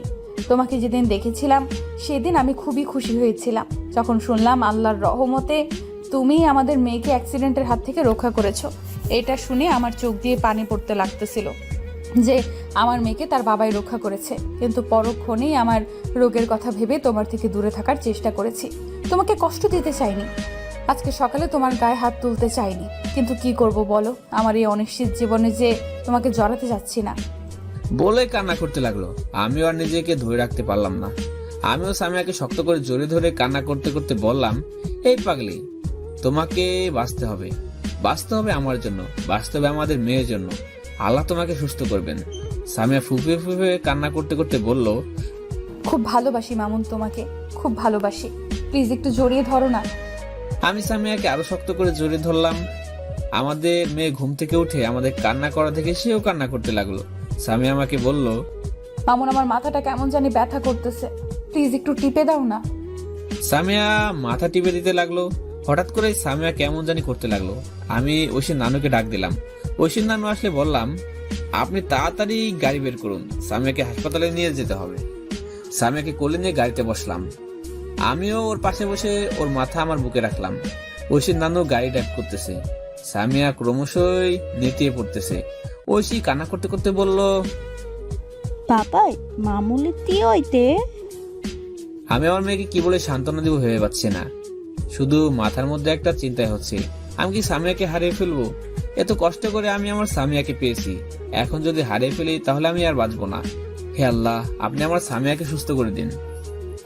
শ্বশুর মশাই গাড়ি দ্রুত ড্রাইভ করতেছে, তবু মনে হচ্ছে ধীরে ধীরে যাচ্ছে, পথ যেন শেষই হচ্ছে না। সামিয়ার অবস্থাও ক্রমশ খারাপ হয়ে যাচ্ছে। সিলেটে এমজি ওসমানী মেডিকেল হাসপাতালের সামনে এসে গাড়ি দাঁড় করলো। সামিয়াকে কোলে নিয়ে ভিতরে দৌড় দিলাম। ডাক্তার সামিয়াকে দেখার পর বলল, সরি স্যার, ম্যামের অবস্থা বেশ খারাপ। ম্যামের টিউমারটা লাস্ট স্টেপে চলে এসেছে, এখন আমরা কিছুই করতে পারবো না। এছাড়া আমাদের এখানে বর্তমানে ভালো ডাক্তার নেই। আপনারা যত তাড়াতাড়ি সম্ভব ঢাকাতে নিয়ে যান, সেখানে ভালো ডাক্তার আছে। আমি তাদেরকে মেডিকেল টিম গঠন করার জন্য বলতেছি। সামিয়াকে নিয়ে এয়ারপোর্টে আসলাম। ঐশীর নানু এখানকার প্রভাবশালী ব্যক্তি হয়, তাড়াতাড়ি ফ্লাইটের ব্যবস্থা হয়ে গেল। আমি ঐশী আর ঐশীর নানু সামিয়াকে নিয়ে রওনা দিলাম ঢাকার উদ্দেশ্যে। ঢাকাতে আসার পর সামিয়াকে মেডিকেলে নিয়ে গেলাম। দুজন ডাক্তার সামিয়াকে বলল, ও মাই গড, রোগী তো সিরিয়াস। আমি কান্না করতে করতে ডাক্তারকে বললাম, ডাক্তার, আমার ওয়াইফ সুস্থ হবে তো? ডাক্তার আমার কাঁধে হাত রেখে বলল, প্লিজ আপনি শান্ত হন, আমরা বোর্ড গঠন করেছি, আমরা দেখতেছি, আপনি আল্লাহকে ডাকুন। ডাক্তার সামিয়াকে ওটিতে নিয়ে গেল। আমি আমার মেয়ে ওটির বাইরে বসে থেকে কান্না করতেছি। ঐশী শুধু মামুনি মামুনি বলে কান্না করতেছে। ঐশী আমাকে জড়িয়ে ধরে বলল, বাবাই আমার মামুলি হইতে, আমার মামুনি রে ওই লুডু তো কোথায় নিয়ে গেল? ঐশীর কপালে একটা চুমু দিয়ে বললাম, আম্মু, তোমার মামুনিকে ওই লোকগুলো ভালো করার জন্য নিয়ে গিয়েছে।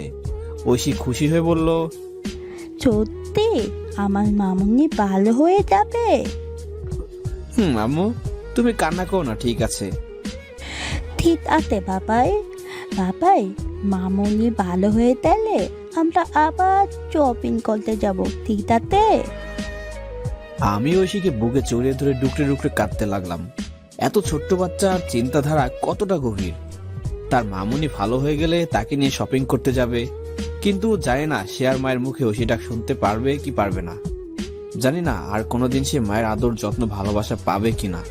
জানি না আমিও আমার প্রিয়সীর সাথে এই রঙিন দুনিয়ার রং তামাশা মেতে উঠতে পারবো কিনা। এগুলো ভাবতেছি আর ঐশীকে জড়িয়ে ধরে কান্না করতেছি। ঐশী আমাকে কাঁদতে দেখে বলল, বাবাই তুমি কান্না করতেছো কেন? আমালে শপিং করতে নিয়ে যাবে না? আমি ঐশীর হাতে চুমু দিয়ে বললাম, নিয়ে যাবো আম্মু। তোমার মামুনি সুস্থ হলে তুমি, আমি আর তোমার মামুনি একসাথে যাব। ঐশীর সাথে কথা বলতেই ঐশীর নানু এসে বলল, মামুন, তুমি মনে হয় সকাল থেকে কিছুই খাওনি, এগুলো খেয়ে নাও। না বাবা, আমি খাবো না। একটু খেয়ে নাও, না হলে শরীর খারাপ করবে। শ্বশুর মশাই জোরাজোরিতে একটু খেলাম। খাওয়ার উচিত ছিল না, আমি না খেলে আবার আমার মেয়ে খাবে না, তাকে খাওয়ানোর জন্য একটু খেলাম। আর হ্যাঁ, সামিয়ার আব্বু আম্মু আর আমার আব্বু আম্মুকে সামিয়ার ব্যাপারটা কিছুই বলিনি। যদি সামিয়ার অসুস্থতার কথা সামিয়ার আব্বু আম্মুকে বলি তাহলে সামিয়ার আম্মু আরো অসুস্থ হয়ে পড়বে। প্রায় 1 ঘন্টা পর ডাক্তার ওটি থেকে বের হয়ে এসে বললেন, স্যার অপারেশন সাকসেসফুল, কিন্তু কি ডাক্তার? 12 ঘন্টার মধ্যে জ্ঞান না ফিরলে রোগী কোমায় চলে যেতে পারে। টিউমারটা লাস্ট স্টেপে চলে গিয়েছিল, যার ফলে অপারেশন করার সময় মস্তিষ্কে কিছুটা চাপ পড়ে। এখন সবকিছু মহান আল্লাহ তাআলার হাতে, আপনি তার কাছে দোয়া করেন। ডাক্তার চলে যাওয়ার পর আমি মাথায় হাত দিয়ে বসে পড়লাম। ঐশীকে অন্যান্য বাইরে ঘুরতে নিয়ে গেছে। সামিয়ার কথাগুলো আমার মনে পড়তেছে। সে আমাকে এখনো আগের মতোই ভালোবাসে, কিন্তু তার অনিশ্চিত জীবনে আমাকে জড়াতে চায়নি বলে আমাকে ইগনোর করে গেছে। আমার ভালোবাসার জন্য সে আমার জায়গায় কাউকে বসাতে পারেনি। তাকে ছাড়া আমি কিভাবে জীবনের বাকি সময়টা কাটাবো? হে আল্লাহ, আপনি শুধু আমার সামিয়াকে আমার কাছে ফিরিয়ে দিন। দীর্ঘ 12 ঘন্টা ওটির দরজার পাশে বসে থেকে কাটিয়ে দিলাম। এখনো সামিয়ার গান ফিরেনি। মনের মধ্যে ভয় হচ্ছে, সামিয়াকে কি আর পাবো না? মাথা হেলে কান্না করতেছি। পাশে ঐশী আর তার নানু বসে আছে। নার্স ওটি থেকে বের হয়ে এসে বলল,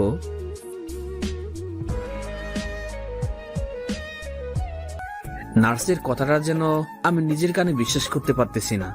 দৌড়ে সামিয়ার কাছে গেলাম। দেখি আমার সামিয়া বেডে শুয়ে আছে। আমাকে দেখার পর হাত দিয়ে ডাকতেছে। আমি সামিয়ার কাছে গিয়ে সামিয়ার পাশে বসে সামিয়ার হাত ধরে কান্না করতে লাগলাম। মনে হচ্ছে আমি যেন আমার জীবনে সবচেয়ে মূল্যবান কোনো হারানো রত্নকে ফিরে পেয়েছি। সামিয়া ওর হাত দিয়ে আস্তে আস্তে আমার চোখের পানি মুছে দিয়ে কাঁপা কাঁপা কণ্ঠে বলল, এই তুমি কান্না করতেছো কেন? জানো না তোমার কান্না আমার সহ্য হয় না? আমি সামিয়ার কপালে চুমু দিয়ে বললাম, কলেজা, তোমাকে ছাড়া আমি কি করে থাকবো বলো? মনে হচ্ছিল আমার নিঃশ্বাস বন্ধ হয়ে যাবে। কলেজা, তোমাকে ছাড়া আমি বাঁচবো না, প্লিজ আমাকে মাফ করে দাও। সামিয়া আমার মাথার পিছনে হাত দিয়ে নিজের দিকে টেনে কপালে একটা চুমু দিয়ে বলল, আমিও তোমাকে ছাড়া বাঁচবো না। জানো, আমাকে অপারেশন করানোর আগে আমি শুধু তোমাকে দেখতে চাওয়ার কথাই বলেছিলাম, কিন্তু শয়তান ডাক্তারেরা আমার কথা শোনেনি। আচ্ছা, আমাদের মেয়ে কোথায়? মেয়ে আর মেয়ের নানু বাইরে বসে আছে। তুমি থাকো, আমি নিয়ে আসতেছি। বাইরে থেকে ঐশীকে নিয়ে ভিতরে আসলাম। সাথে ঐশী নানুও আছে। ঐশী তার মামুনিকে দেখে জোরে ধরতে চাইলে আমি আটকে বললাম, আমু, তোমার মামুনি এখনো সুস্থ না, এখন জোরে ধরা হবে না, কোলে ওঠাও হবে না, বুঝছো? হ্যাঁ বাবাই, বুঝেছি। ঐশী ওর মায়ের মাথার কাছে বসে পড়ল। সামিয়া ঐশীকে তার কাছে টেনে নিয়ে বলল, আম্মু, তুমি সকালে খেয়েছো?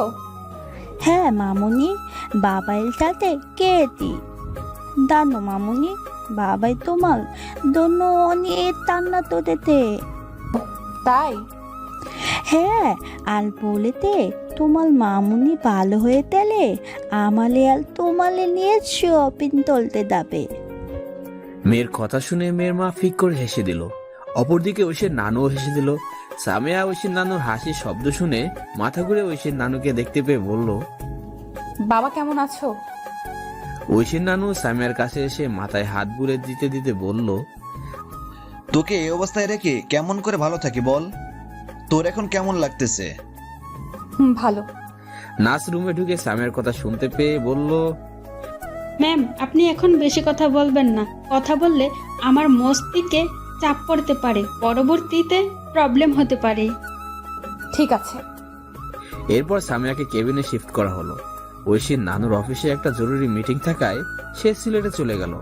যদিও তিনি সামিয়াকে রেখে যেতে চাইছিল না, আমিও জোর করে পাঠিয়ে দিয়েছি, কেননা তার অফিস আছে আর অফিস সামলানোর তিনি ছাড়া আর কেউ নেই। আমি আর ঐশী সামিয়ার কাছে আছি। 1 সপ্তাহ হাসপাতালে রাখতে হবে। রাতে রেস্টুরেন্ট থেকে স্যুপ নিয়ে এসে সামিয়াকে খাইয়ে দিলাম। এরপরে আমার মায়ের জন্য নিয়ে আসা বিরিয়ানি খেলাম। আমার মেয়েটা আবার বিরিয়ানি পাগলি, তার জন্যই মূলত নিয়ে আসা, যদিও আমার বিরিয়ানি ভালো লাগে না। রাতে ডিনার শেষ করে বেডের পাশে ঐশীকে ঘুম পাড়িয়ে দিলাম, কারণ সে তার মামনিকে ছাড়া শুবে না।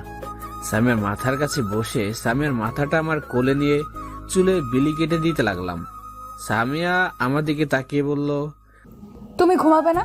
সারাদিন অনেক কষ্ট করেছো। আমার এসব কষ্ট কিছুই মনে হয়নি, তোমাকে ফিরে পেয়েছি এটাই অনেক। তাই তুমিও আমার পাশে শুয়ে পড়ো, আমি তোমার মাথায় হাত বুলিয়ে দিচ্ছি। আমি এভাবে ঠিক আছি, আর এখন আমার আদরের প্রয়োজন নেই। সুস্থ হও, তারপর না হয় আমি আদর আদায় করে নিব। সামিয়া আমার কথা থেকে মুখ ফিরে নিয়ে মুচকি এসে বলল, তোমার তো শুধু এই সবই, একটু চেঞ্জ হওনি দেখতেছি। পুরোটাই চেঞ্জ হয়েছিলাম, কিন্তু এখন ভালোবাসার মানুষটিকে কাছে পেয়ে আবার আগের মতো হয়ে গিয়েছি। তাই এবার ঘুমিয়ে পড়ো, আমি তোমার মাথায় হাত বুলিয়ে দিচ্ছি। ঠিক আছে। সামিয়াকে ঘুম পাড়িয়ে দিয়ে আমি সোফায় ঘুমিয়ে পড়লাম। বেডে 3 জন শুয়ে থাকা মুশকিল, তারপরেও সামিয়া অপারেশনের রোগী। কেটে গেল 1 সপ্তাহ। এই 1 সপ্তাহের প্রতিটা দিন, প্রতিটা ক্ষণ আমি সামিয়ার সেবা করেছি। তুলে খাওয়ানো, প্রতিদিন সকাল সন্ধ্যা ফ্রেশ করে দেওয়া, বাথরুমে নিয়ে যাওয়া, ঘুম পাড়িয়ে দেওয়া, সবকিছু আমি নিজে হাতেই করেছি। তাকে সেবা করতে পেরে নিজেকে সৌভাগ্যবান মনে হচ্ছে। তার ভালোবাসার কাছে আমার এই সেবা কিছুই না। কতটা ভালোবাসলে সত্যটা জানার পরেও ভালোবাসার মানুষটিকে সুখে রাখতে তার কথা শুনে পরিবার পরিজনকে ছেড়ে যেতে পারে, সেটা সামিয়াকে না দেখলে বুঝতে পারতাম না। সামিয়াকে না দেখলে ঐশীকে ফ্রেশ করে দেওয়া, খাইয়ে দেওয়া, ঘুম পাড়িয়ে দেওয়া আমি করেছি। ঐশীর নানু নাচ রাখতে চেয়েছিলেন, কিন্তু আমি নিষেধ করে দিই। ঐশীর নানু তার কাজের জন্য সিলেটে যেতেন, কাজ শেষ করে আবার আসতেন। সামিয়া এখন আল্লাহর রহমতে মোটামুটি সুস্থ, হাঁটতে পারবে, নিজ হাতে খেতে পারবে, আর কোনো সমস্যা হবে না। আগামীকাল ফ্লাইটে সিলেটে যাব। হাসপাতালের বিল পেমেন্ট করতে গিয়ে শুনলাম ঐশীর নানু আগেই পেমেন্ট করে দিয়েছে। আসলে লোকটা খুব ভালো। সামিয়ার কাছ থেকে শুনেছি একটা অ্যাক্সিডেন্টে তিনি তার পরিবারকে হারিয়েছেন। এরপর থেকে তিনি তার কোম্পানি থেকে যত কিছু আয় হয় সবকিছু এতিমখানায় আর গরিবদের দান করে দেন। এতিমদের জন্য তিনি একটা স্কুল খুলেছেন, যেটা তিনি নিজের টাকা দিয়ে পরিচালনা করেন।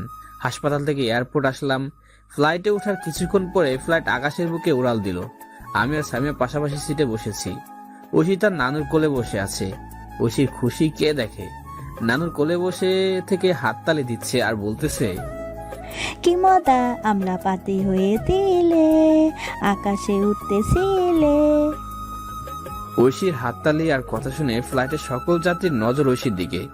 সামিয়া আমার দিকে তাকিয়ে বলল, তোমার মেয়ে একেবারে তোমার মতোই হয়েছে। আমি মুচকি এসে বললাম, দেখতে হবে না মেয়েটি কার? কার আবার? আমার। শুধুই কি তোমার? সামিয়া আমার কাঁধে মাথা রেখে বলল, আমার আর আমার এই পাগল বরটার। কথা বলতে বলে ফ্লাইট সিলেটে এসে ল্যান্ড করলো। ফ্লাইট থেকে নেমে শ্বশুর বাড়িতে আসলাম। রাতে ডিনার করে আমি আর সামিয়ার রুমে বসে আছি। আমার মেয়ে এসে বলল, মামুনি, আজকে আমি নানু বাইলার কাছে থাকবো। ঐশীর কথা শুনে সামিয়া আমার মুখের দিকে হা করে তাকিয়ে থাকলো, কারণ ঐশী কোনো রাতই সামিয়াকে ছাড়া থাকেনি আর থাকতেও চায় না। আমি ঐশীকে বললাম, ঠিক আছে মা, যাও, আর ভালোভাবে ঘুমাবে, কেমন? ঠিক আছে বাবাই। ঐশী রুম থেকে বের হয়ে যেতেই আমি সামিয়াকে বললাম, ঐশীর কথা শুনে এভাবে হা করে থাকার কারণ কি? আমার মেয়ে কোনোদিন আমাকে ছাড়া থাকে না, কিন্তু আজকে কি হলো ওর?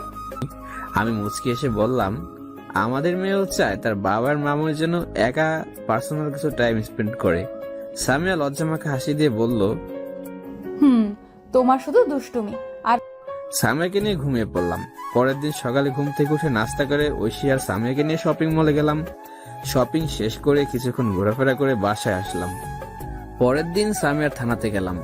সেখানে সামিয়ার রিজাইন লেটার জমা দিয়ে আসলাম, কারণ আমি আর চাই না সামিয়া জব করুক। ঘোরাফেরা করার মাধ্যমে কেটে গেল আরেক সপ্তাহ। সকালে ঘুম থেকে উঠে নামাজ পড়ে সামিয়াকে বললাম, বাসায় যাবে কবে? আর কয়েকটা দিন থাকি এখানে, বাবাকে ছেড়ে যেতে মন চাইছে না। তোমার আম্মু খুবই অসুস্থ, এছাড়া শ্বশুর আব্বুকে না হয় আমাদের বাসায় নিয়ে যাই। সামিয়া কিছুক্ষণ ভেবে বলল, ঠিক আছে চলো, বাবাকে বলে আসি। চলো। ঐশী নানুর রুমে গেলাম। দেখি তিনি বসে থেকে ফাইল চেক করতেছেন। আমাদের দেখে ঐশী নানু বলল, কি হয়েছে মা তোমাদের? আবু, আমি সামিয়াকে নিয়ে যেতে যাচ্ছি। আমার কথা শুনে ঐশী নানু কিছুটা চমকে উঠল, আর চেহারাটা কেমন যেন হয়ে গেল। হয়তোবা সামিয়াকে যেতে দিতে তার মন চাচ্ছে না, তবু ঠোঁটের কোণে এক চিলতে হাসি ফুটিয়ে বলল, কখন যাবে তোমরা? আমরা একাই যাব না, আপনাকেও সাথে নিয়ে যাব। আমি যেতে পারবো না বাবা, আমার অফিসে কাজ আছে। না আব্বু, তোমাকে ছাড়া আমরা যাব না। মা, বোঝার চেষ্টা করে, কালকে অফিসে একটা জরুরি মিটিং আছে, আর তোরা যা, আমি কাজ শেষ করে যে তোদের দেখে আসবো। ঠিক আছে তাহলে।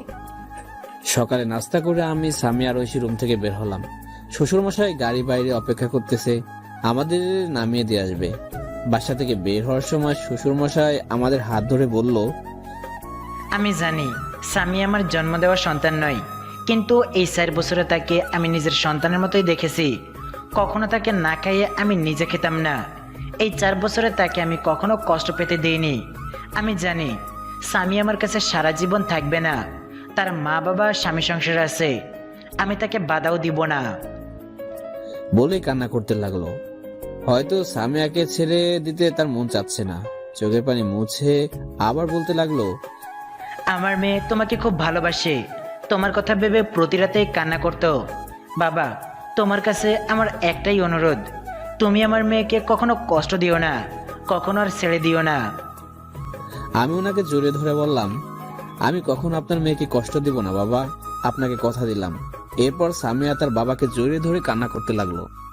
সামিয়ার বাবা সামিয়ার মাথায় হাত বুলে দিতে দিতে বলল, মা রে, কান্না করতেছিস কেন? কান্না করিস না মা।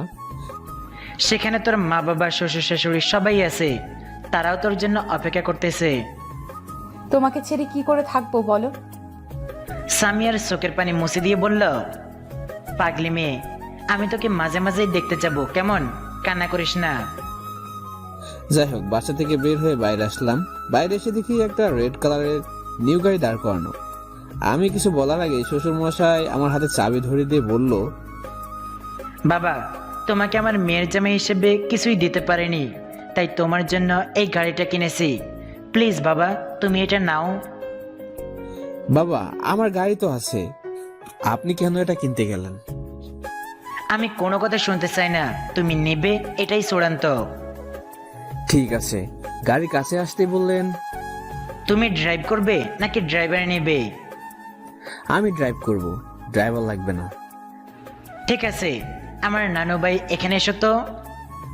ঐশী সামিয়ার কোল থেকে নেমে তার নানুর কাছে গেল। ঐশী নানু ব্যাগ থেকে একটা নেকলেসের প্যাক বের করে ঐশীর সামনে হাঁটু গেড়ে বসে ঐশীর গলায় নেকলেসটি পরিয়ে দিয়ে বললেন, বাহ, আমার নানু ভাইকে তো প্রিন্সেসের মতো লাগতেছে। ঐশী তার নানুর কথায় ফিক করে হেসে দিয়ে আমার কাছে আসলো। সামিয়া তার বাবাকে বলল, এত কিছু করার কি প্রয়োজন ছিল বলো? এইসব আমি কার জন্য করতেছি? আমার মেয়ের আর জামাইয়ের জন্যই তো। তাদেরকে দিব না তো কাকে দিব? ঐশীর নানুর কাছ থেকে বিদায় নিয়ে গাড়িতে উঠলাম। তিনি গাড়ির কাছে এসে সামিয়াকে বলল, মা, তুই পৌঁছে আমাকে ফোন করিস, আর এই বুড়ো বাবাটাকে যেন বলিস না, মাঝে মাঝেই আসবে কিন্তু। ঠিক আছে বাবা, আসবো, আর তুমিও মাঝে মাঝে যাবে। আচ্ছা নানু ভাইয়া, ভালোভাবেই যাবে, কেমন? আত্মা নানু ভাই, আসসালামু আলাইকুম নানু ভাইয়া, তা তো। আচ্ছা যাও। গাড়ি স্টার্ট দিয়ে রওনা দিলাম রাজশাহীর উদ্দেশ্যে। কিছু দূর যাওয়ার পর লুকিং গ্লাসে তাকিয়ে দেখি ঐশীর নানু এখন আমাদের যাওয়ার দিকে তাকিয়ে আছে। এত তাড়াতাড়ি একটা মানুষ আপন করে নিতে পারে এটা ওনাকে না দেখলে বুঝতে পারতাম না। গাড়ি চলতেছে হাইওয়েতে, আমি ড্রাইভ করতেছি, সামি আমার পাশের সিটে বসে আছে আর ঐশী সামিয়ার কোলে। আমি মোবাইলটা পকেট থেকে বের করে আম্মুর কাছে ফোন দিলাম। একবার রিং হতেই আম্মু রিসিভ করলো। আমি সালাম দিয়ে বললাম, আম্মু কেমন আছো? আম্মু সালামের উত্তর দিয়ে বলল, তোকে ছাড়া আর কেমন থাকবো বল? তুই কবে আসবি বাসায়? আজকে যাচ্ছি। কি সত্যি? আর সামিয়ার আব্বু আম্মু কোথায় আছে? নগর আছে। কেন? ওনাদের ফোন করে এখন আমাদের বাসায় আসতে বলো। কেন? একটা সারপ্রাইজ আছে, তুমি ওনাদের ফোন করে তাড়াতাড়ি আসতে বলো। আচ্ছা ঠিক আছে বাবা। আম্মুর সাথে কথা বলে ফোন রাখতেই ঐশী বলল, বাবাই আমরা কোথায় থাকতি? শপিং মলে? না আম্মু, আমরা তোমার দাদু বাড়িতে যাচ্ছি। মামুনি দাদুতি? ঐশীর প্রশ্ন শুনে আমি হাসতে লাগলাম। সামিয়া আমার হাসি দেখে বলল, এই তুমি হাসতেছো কেন? মেয়ের কথা শুনে। মেয়ে কি কোনো দিন দাদুকে দেখেছে নাকি? দাদু নাম কোনোদিন শুনেছে? তাহলে বুঝবে কি করে দাদু কি? আমি সামনে তাকিয়ে বললাম, মেয়ে তার দাদুকে দেখেনি, শুধু তার মায়ের জন্য। সে যদি আমাদের ছেড়ে না আসতো তাহলে অবশ্যই দেখতে পারতো। ঐশী ওর মায়ের মুখ নিজের দিকে ঘুরে বলল, মামুনি বলো না দাদুতি। আমার বাবা তোমার কি হয়? নানু ভাইয়া। তেমনি তোমার বাবাইয়ের বাবা তোমার দাদু হয়, বুঝেছো? ঐশী চকলেট মুখে দিতে দিতে বলল, বুঝেছি। ঐশী আর কিছু না বলে চকলেট খায় মনোনিবেশ করলো। আমি ড্রাইভ করতে লাগলাম। দীর্ঘক্ষণ ড্রাইভ করে এসে পৌঁছালাম বরেন্দ্র অঞ্চল রাজশাহীতে। রাজশাহীতে পৌঁছাতে সন্ধ্যা হয়ে গেল। গাড়ি নিয়ে শপিং মলে গেলাম, কারণ সামিয়া আর ঐশীর কোনো ড্রেস নিয়ে আসা হয়নি। আর হ্যাঁ, ঐশী ঘুমিয়ে গেছে, এখনো ঘুমিয়ে আছে। শপিং শেষ করে গাড়ি নিয়ে বাসায় আসলাম। গাড়ি পার্ক করে ঐশীকে ঘুম থেকে জাগে তুলে কোলে নিলাম। আর সামিয়া মেকআপটা ভালোভাবে পরে নিল। সামিয়া বোরকা পরছিল। কলিং বেল বাজতে আম্মু দরজা খুলে দিল। আমার কোলে বাচ্চা দেখে অবাক হয়ে গেল। আর সবচেয়ে বেশি অবাক হলো আমার পাশে থাকা বোরকা পরা মেয়েটিকে দেখে। আম্মু আমাকে বলল, মামুন কে এরা? আমি আম্মুকে বললাম, ভিতরে চলো। ভিতরে গিয়ে দেখি সামিয়ার আব্বু, আম্মু, আমার আব্বু, সাফিয়া আর তিশা সোফায় বসে আছে। আমাকে দেখে সাফিয়া মুচকি হাসলো, যেটার মানে কেউ বুঝতে না পারলেও আমি বুঝতে পেরেছি। সাফিয়ার হাসির কারণ হলো কাজ হয়ে গেছে। আব্বু আমার পাশে বোরকা পরা মেয়ে আর কোলে বাচ্চা দেখে বলল, মামুন এই বাচ্চাটা কে? আমি কিছু না বলে ঐশীকে তার কোলে নামিয়ে দিয়ে সামিয়ার মুখ থেকে মেকআপটা খুলে দেওয়ার সাথে সাথে সামিয়ার আম্মু সামিয়াকে জড়িয়ে ধরে কান্না করে দিল। একবারও ভালোভাবে দেখার প্রয়োজনও মনে করলো না যে এটা তার মেয়ে নাকি অন্য কেউ। সামিয়ার আম্মু সামিয়াকে জড়িয়ে ধরে কান্না করতে লাগলো। সামিয়া তার আবেগকে ধরে না রাখতে পেরে তার আম্মুকে জড়িয়ে ধরে কান্না করে দিল। এটা তাদের কষ্টের কান্না নয়, এটা তাদের সুখের কান্না। একজন তার হারানো মামুনিকে খুঁজে পাওয়ার জন্য কান্না করতেছে, আর অন্যজন তার সবচেয়ে আপন জনকে পেয়ে কান্না করতেছে। সামিয়ার আম্মু সামিয়াকে বলল, সামিয়া মা, তুই আমাদেরকে মাফ করে দে। বিনা কারণে তোকে বাসা থেকে বের করে দিয়েছি। তোমাদের কারোর উপর আমার অভিমান নেই, আমি সবাইকে ক্ষমা করে দিয়েছি। সামিয়া তার মাকে ছেড়ে দিয়ে তার আব্বুকে জড়িয়ে ধরে কান্না করতে লাগলো। সামিয়ার আব্বু তার মেয়েকে পেয়ে কান্না করতে লাগলো। সামিয়ার আব্বু বলল, মা, আমি জানি আমরা তোকে অনেক কষ্ট দিয়েছি, বাসা থেকে বের করে দিয়েছি। তুই যদি আমাদেরকে মাফ না করিস তাহলে আমরা চিরকাল তোর কাছে পাপী হয়ে থাকবো। আব্বু, আমি সবাইকে মাফ করে দিয়েছি। তাছাড়া তোমাদের জায়গায় যে কেউ হলে এই একই কাজ করত। সামিয়া আমার আব্বু আম্মুর কাছে গেল, তারাও সামিয়ার কাছে ক্ষমা চাইলো। ঐশী এতক্ষণ আমার কাছেই ছিল, সামিয়ার কাছে গিয়ে বলল, মামুনি এই লোদ তুলেছে। ঐশী কথা শুনে সবাই ঐশীর দিকে তাকালো, আর সামিয়াকে মামুনি ডাকায় সবাই বেশ অবাক হয়েছে। আমি সামিয়ার কাছে গিয়ে ঐশীকে কোলে নিয়ে আমার আব্বুকে দেখিয়ে দিয়ে বললাম, এটা হলো তোমার দাদু ভাই। আম্মুকে দেখিয়ে দিয়ে বললাম, এটা তোমার দাদি। শাশুড়ি মাকে দেখিয়ে দিয়ে বললাম, এটা তোমার নানি। আর শ্বশুর আব্বুকে দেখিয়ে দিয়ে বললাম, এটা তোমার নানু ভাই। নানু ভাই বলাতে ঐশী কিছুটা অবাক হয়ে গেল। আমার তো নানু ভাই আতে। এটাও তোমার নানু ভাই? এখন থেকে এই নানু ভাই তোমাকে চকলেট কিনে দিবে। আত্মা। এরপর ঐশীকে সাফিয়াকে দেখিয়ে দিয়ে বললাম, এটা তোমার আন্টি। ও, আন্নির নাম দে। সাফিয়া, আব্বু আমাকে বলল। মামুন, এই বাচ্চাটা কে? আমি মুচকি এসে বললাম, এটা তোমাদের নাতনি। কি? হ্যাঁ, সামিয়া এখান থেকে যাওয়ার সময় প্রেগনেন্ট অবস্থায় ছিল। ও তো আমার মিষ্টি দাদু ভাই। দাদু ভাইয়ের নাম কি? আমার নাম ইত্তাদান অতি। ঐশীর নাম বলা শুনে সবাই হাসতে লাগলো। সামিয়া, সাফিয়া আর তিশার সাথে কথা বলতে লাগলো। এরপর সাফিয়া তিশা সামিয়াকে সামিয়ার রুমে নিয়ে গেল ফ্রেশ হওয়ার জন্য। আমি আমার দুই আম্মুর সাথে কথা বলতে লাগলাম, আর ঐশী তার দাদু আর নানুর সাথে কথা বলতেছে। একটু পরে আম্মু ডিনার করার জন্য ডাইনিং টেবিলে যেতে বলল। সবাই একসাথে ডাইনিং টেবিলে বসলাম। আজকে খুব মজা লাগতেছে। আজ থেকে 4 বছর পর সবাই একসাথে বসে খাওয়া দাওয়া করতেছি। যদিও 4 বছর আগে একসাথে বসে খাওয়া দাওয়া করেছি, কিন্তু তখন একটা চেয়ার ফাঁকা ছিল, আর সেটা হলো আমার মেয়ের চেয়ার। আমি আম্মুর পাশে বসেছি, সামিয়ার আম্মুর পাশে, আর ঐশী তার আন্টির কাছে। ডিনার শেষ করে বাসায় সকল মেম্বার সোফায় বসে থেকে আড্ডা দিতে লাগলাম। সামিয়া সবসময় তার আম্মুর কাছে আছে, আর থাকবেই না কেন। আজ থেকে 4 বছর পর মাকে কাছে পেয়েছে। সবাইকে পেয়েছে, কিন্তু মায়ের প্রতি ভালোবাসাটা আলাদা একটা রকম টান আছে। আম্মু সাফিয়াকে বলল, সামিয়া মা, তুই এতদিন কোথায় ছিলিস? এরপরে সামিয়া বাসা থেকে বের হয়ে যাওয়া থেকে শুরু করে ঐশীর জন্মগ্রহণ, তারপরে আমাদের সাথে দেখা হওয়া, ব্রেন টিউমার হওয়া, সবকিছু বলল। সামিয়ার ব্রেন টিউমারের কথা শুনে সামিয়ার আম্মু কান্না করতে লাগলো। মেয়ের অসুস্থ হওয়ার খবর তিনি মেনে নিতে পারছে না। সামিয়া তার আম্মুকে সান্ত্বনা দিতে শুরু করলো। কিছুক্ষণ পর তিনি শান্ত হলেন। আরো কিছুক্ষণ আড্ডা দিলাম। মনে হচ্ছে গল্প শেষ হতেই যাচ্ছে না। আমি আর সামিয়া আমার রুমে আসার জন্য উঠে দাঁড়ালাম। বাসায় আসার পরে আমি আর সামিয়া কেউ এখনো রুমে যায়নি। ঐশীকে সাফিয়া আর তিশা তাদের রুমে নিয়ে গেছে। আমি রুমে দরজা খুলে ভিতরে ঢুকলাম। সামিয়াও আমার পিছে পিছে আসতেছে। রুমের লাইট জ্বালিয়ে দিলাম। লাইট জ্বালিয়ে দেওয়ার পর সামিয়া যখন বেডের দিকে তাকালো, তখন সে কিছুটা অবাক হয়ে গেল। সে তার চোখে বিশ্বাস করতে পারতেছে না। সে কি দেখতেছে? বেডটা ফুল দিয়ে সাজানো হয়েছে, আর নানা রকম বেলুন ফুলিয়ে উপরে টাঙিয়ে দেওয়া হয়েছে, এবং বেডের উপর 1 প্যাকেট বেলুন রাখা হয়েছে।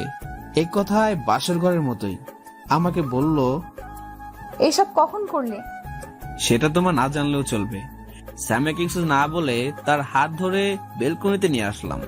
বেলকনিতে একটা টেবিলে বার্থডে কেক আছে, আর সাইডে ছোট্ট মোমবাতি জ্বালিয়ে দেওয়া হয়েছে। সামিয়া সেগুলো মুগ্ধ নয়নে দেখতেছে।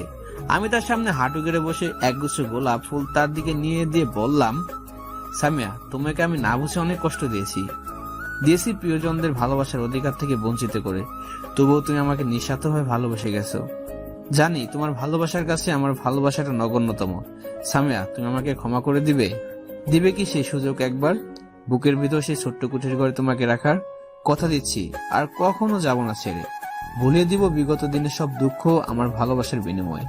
পাড়িয়ে দিব আমাদের ভালোবাসার মাধ্যমে চলার পথে সমস্ত বাধাকে। গড়ব নতুন করে দুজনের ভালোবাসা দিয়ে একটা তাজমহল, যেখানে থাকবে না কোনো সন্দেহ, থাকবে না কোনো ভুল বুঝাবুঝির স্থান, থাকবে শুধু তোমার আমার সুখের সংসার, নতুন দিনের পথ চলার সন্ধান।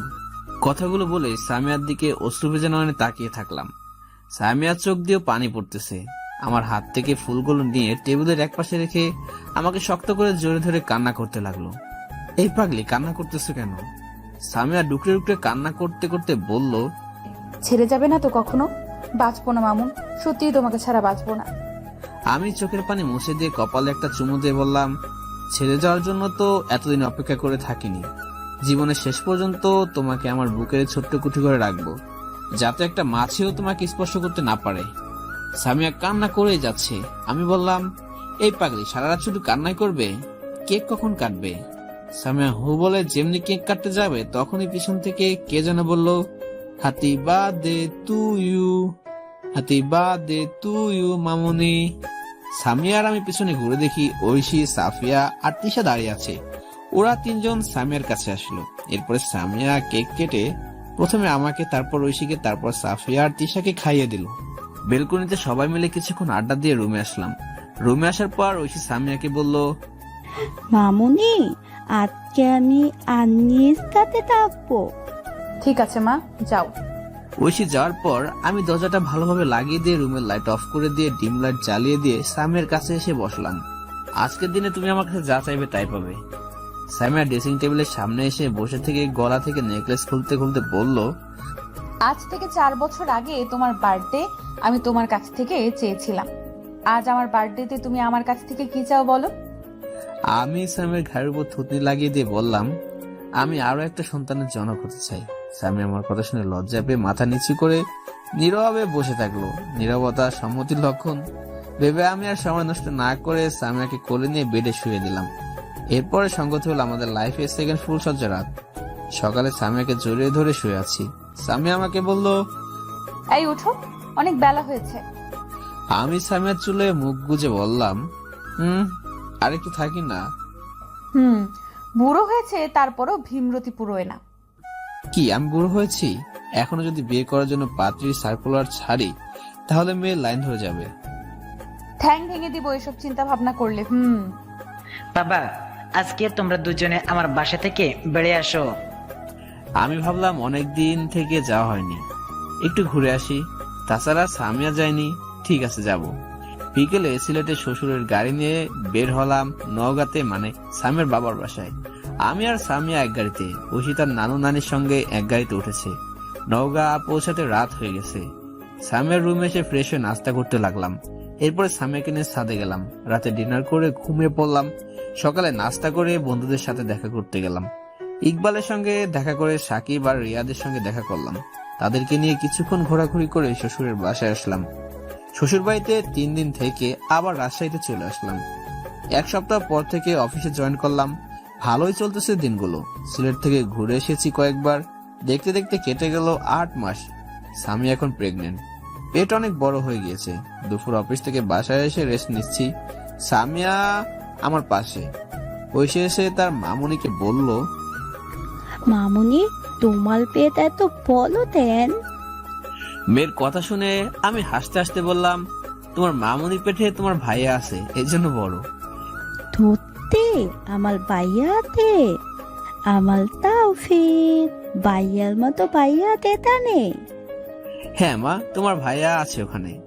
ঐশী সামিয়ার পেটের কাছে মুখ নিয়ে গিয়ে বলল, ভাইয়া তুমি তালা তালিয়ে তো, তোমার তাতে তেলা তুলবো। তোমালে তত্ত্বগুলো আমি অনেক তুলো ততে খেতে দিব। আত্মা বলেই সামিয়ার পেটে চুমু দিল। মেয়ের এমন কাহিনী দেখে আমি আর সামিয়া হাসতে থাকলাম। আর হ্যাঁ, সামিয়াকে আর কোনো কাজ করতে দেয় না, কারণ সামিয়া ঐশীর সময় অনেক কষ্ট পেয়েছে, এখন আর কষ্ট দিতে চায় না। রাতে ডিনার করে বেডে সামিয়াকে বললাম, আমাদের কি বাবু হবে? আল্লাহ যেটা দিবে সেটাই হবে। বাট আল্লাহর কাছে চেয়েছো কি? ছেলে বেবি। আমি চেয়েছি ছেলে বেবি।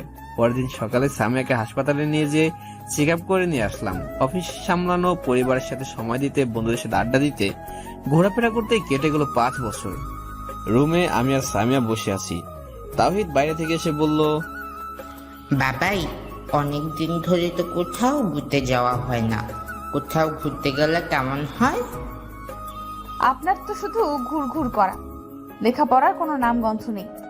তাওহিদ আমার কোলে বসতে বসতে বলল, দেখো না বাবাই, মামনি শুধু বকতেছে। আমি তাওহিদকে ভালোভাবে কোলে বসিয়ে নিয়ে সামিয়াকে বললাম, এই তুমি আমার প্রিন্সকে বকতেছো কেন? সামিয়া আমার দিকে চোখ গরম করে বলল, বকবো না তো কি করব? তোমার ছেলে কি ভালো? এর সঙ্গে মারামারি, ওর সঙ্গে চকলেট কেড়ে খাওয়া, এই সব শুধু। সামিয়ার কথা শেষ হতে ঐশী রুমে এসে বলল, কি করেছে মামুনি?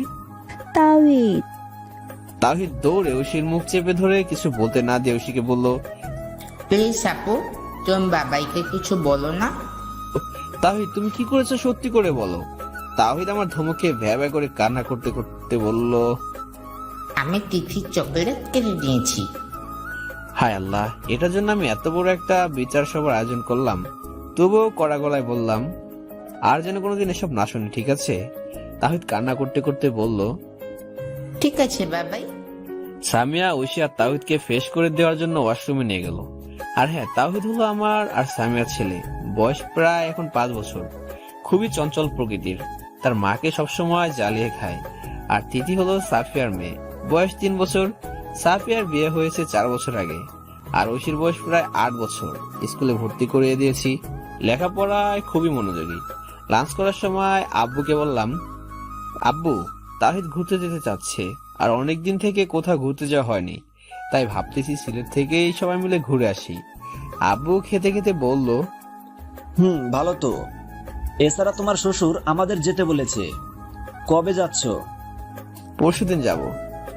ঠিক আছে। লাঞ্চ শেষ করে সামিয়া, সাফিয়া, ঐশী, তাওহিদ আর তিথিকে নিয়ে শপিং করতে গেলাম। ভ্রমণের জন্য শপিং করার মজা আলাদা। শপিং করে বাসায় আসলাম। সিলেটে যাওয়ার জন্য গাড়িতে উঠতেছি।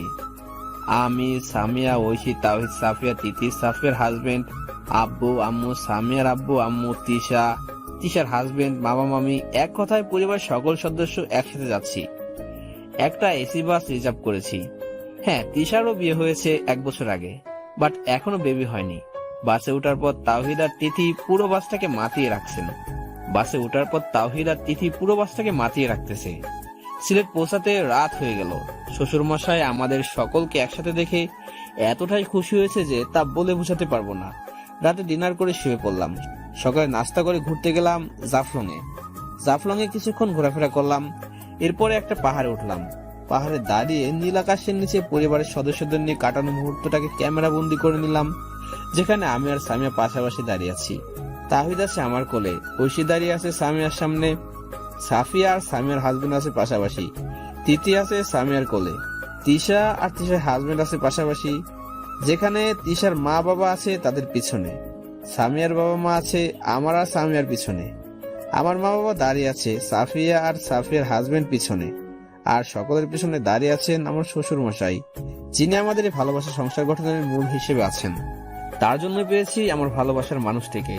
হয়তো এই ক্যামেরাবন্দি ফটোটা বুঝিয়ে দিবে বাবা মা পিছন থেকে আমাদেরকে অনুপ্রেরণা দিচ্ছে আগামী দিনে সফলতাকে অর্জন করার জন্য। হয়তোবা এটা আমাদের ভালোবাসার সুখের সংসার স্মৃতি হিসেবে থাকবে অনন্তকাল ধরে, যা কোনোদিনও হারিয়ে যাওয়ার নয়, যেটা মনে করিয়ে দিবে আমাদের ভালোবাসার কথা, হোক সেটা 100 বছর পর, হোক সেটা 1000 বছর পর। সো দর্শক বন্ধুরা, দেখতে দেখতে গার্লফ্রেন্ড যখন পুলিশ অফিসারের 20টি পর্বতে এসে আজকে শেষ হলো। সো আপনাদের কাছে এই গল্পটি কেমন লেগেছে নিচে অবশ্যই কমেন্ট করে জানাবেন। আর হ্যাঁ, পরবর্তীতে আপনারা কোন ধরনের গল্প দেখতে চান সেটিও নিচে কমেন্ট করে জানাবেন। ধন্যবাদ।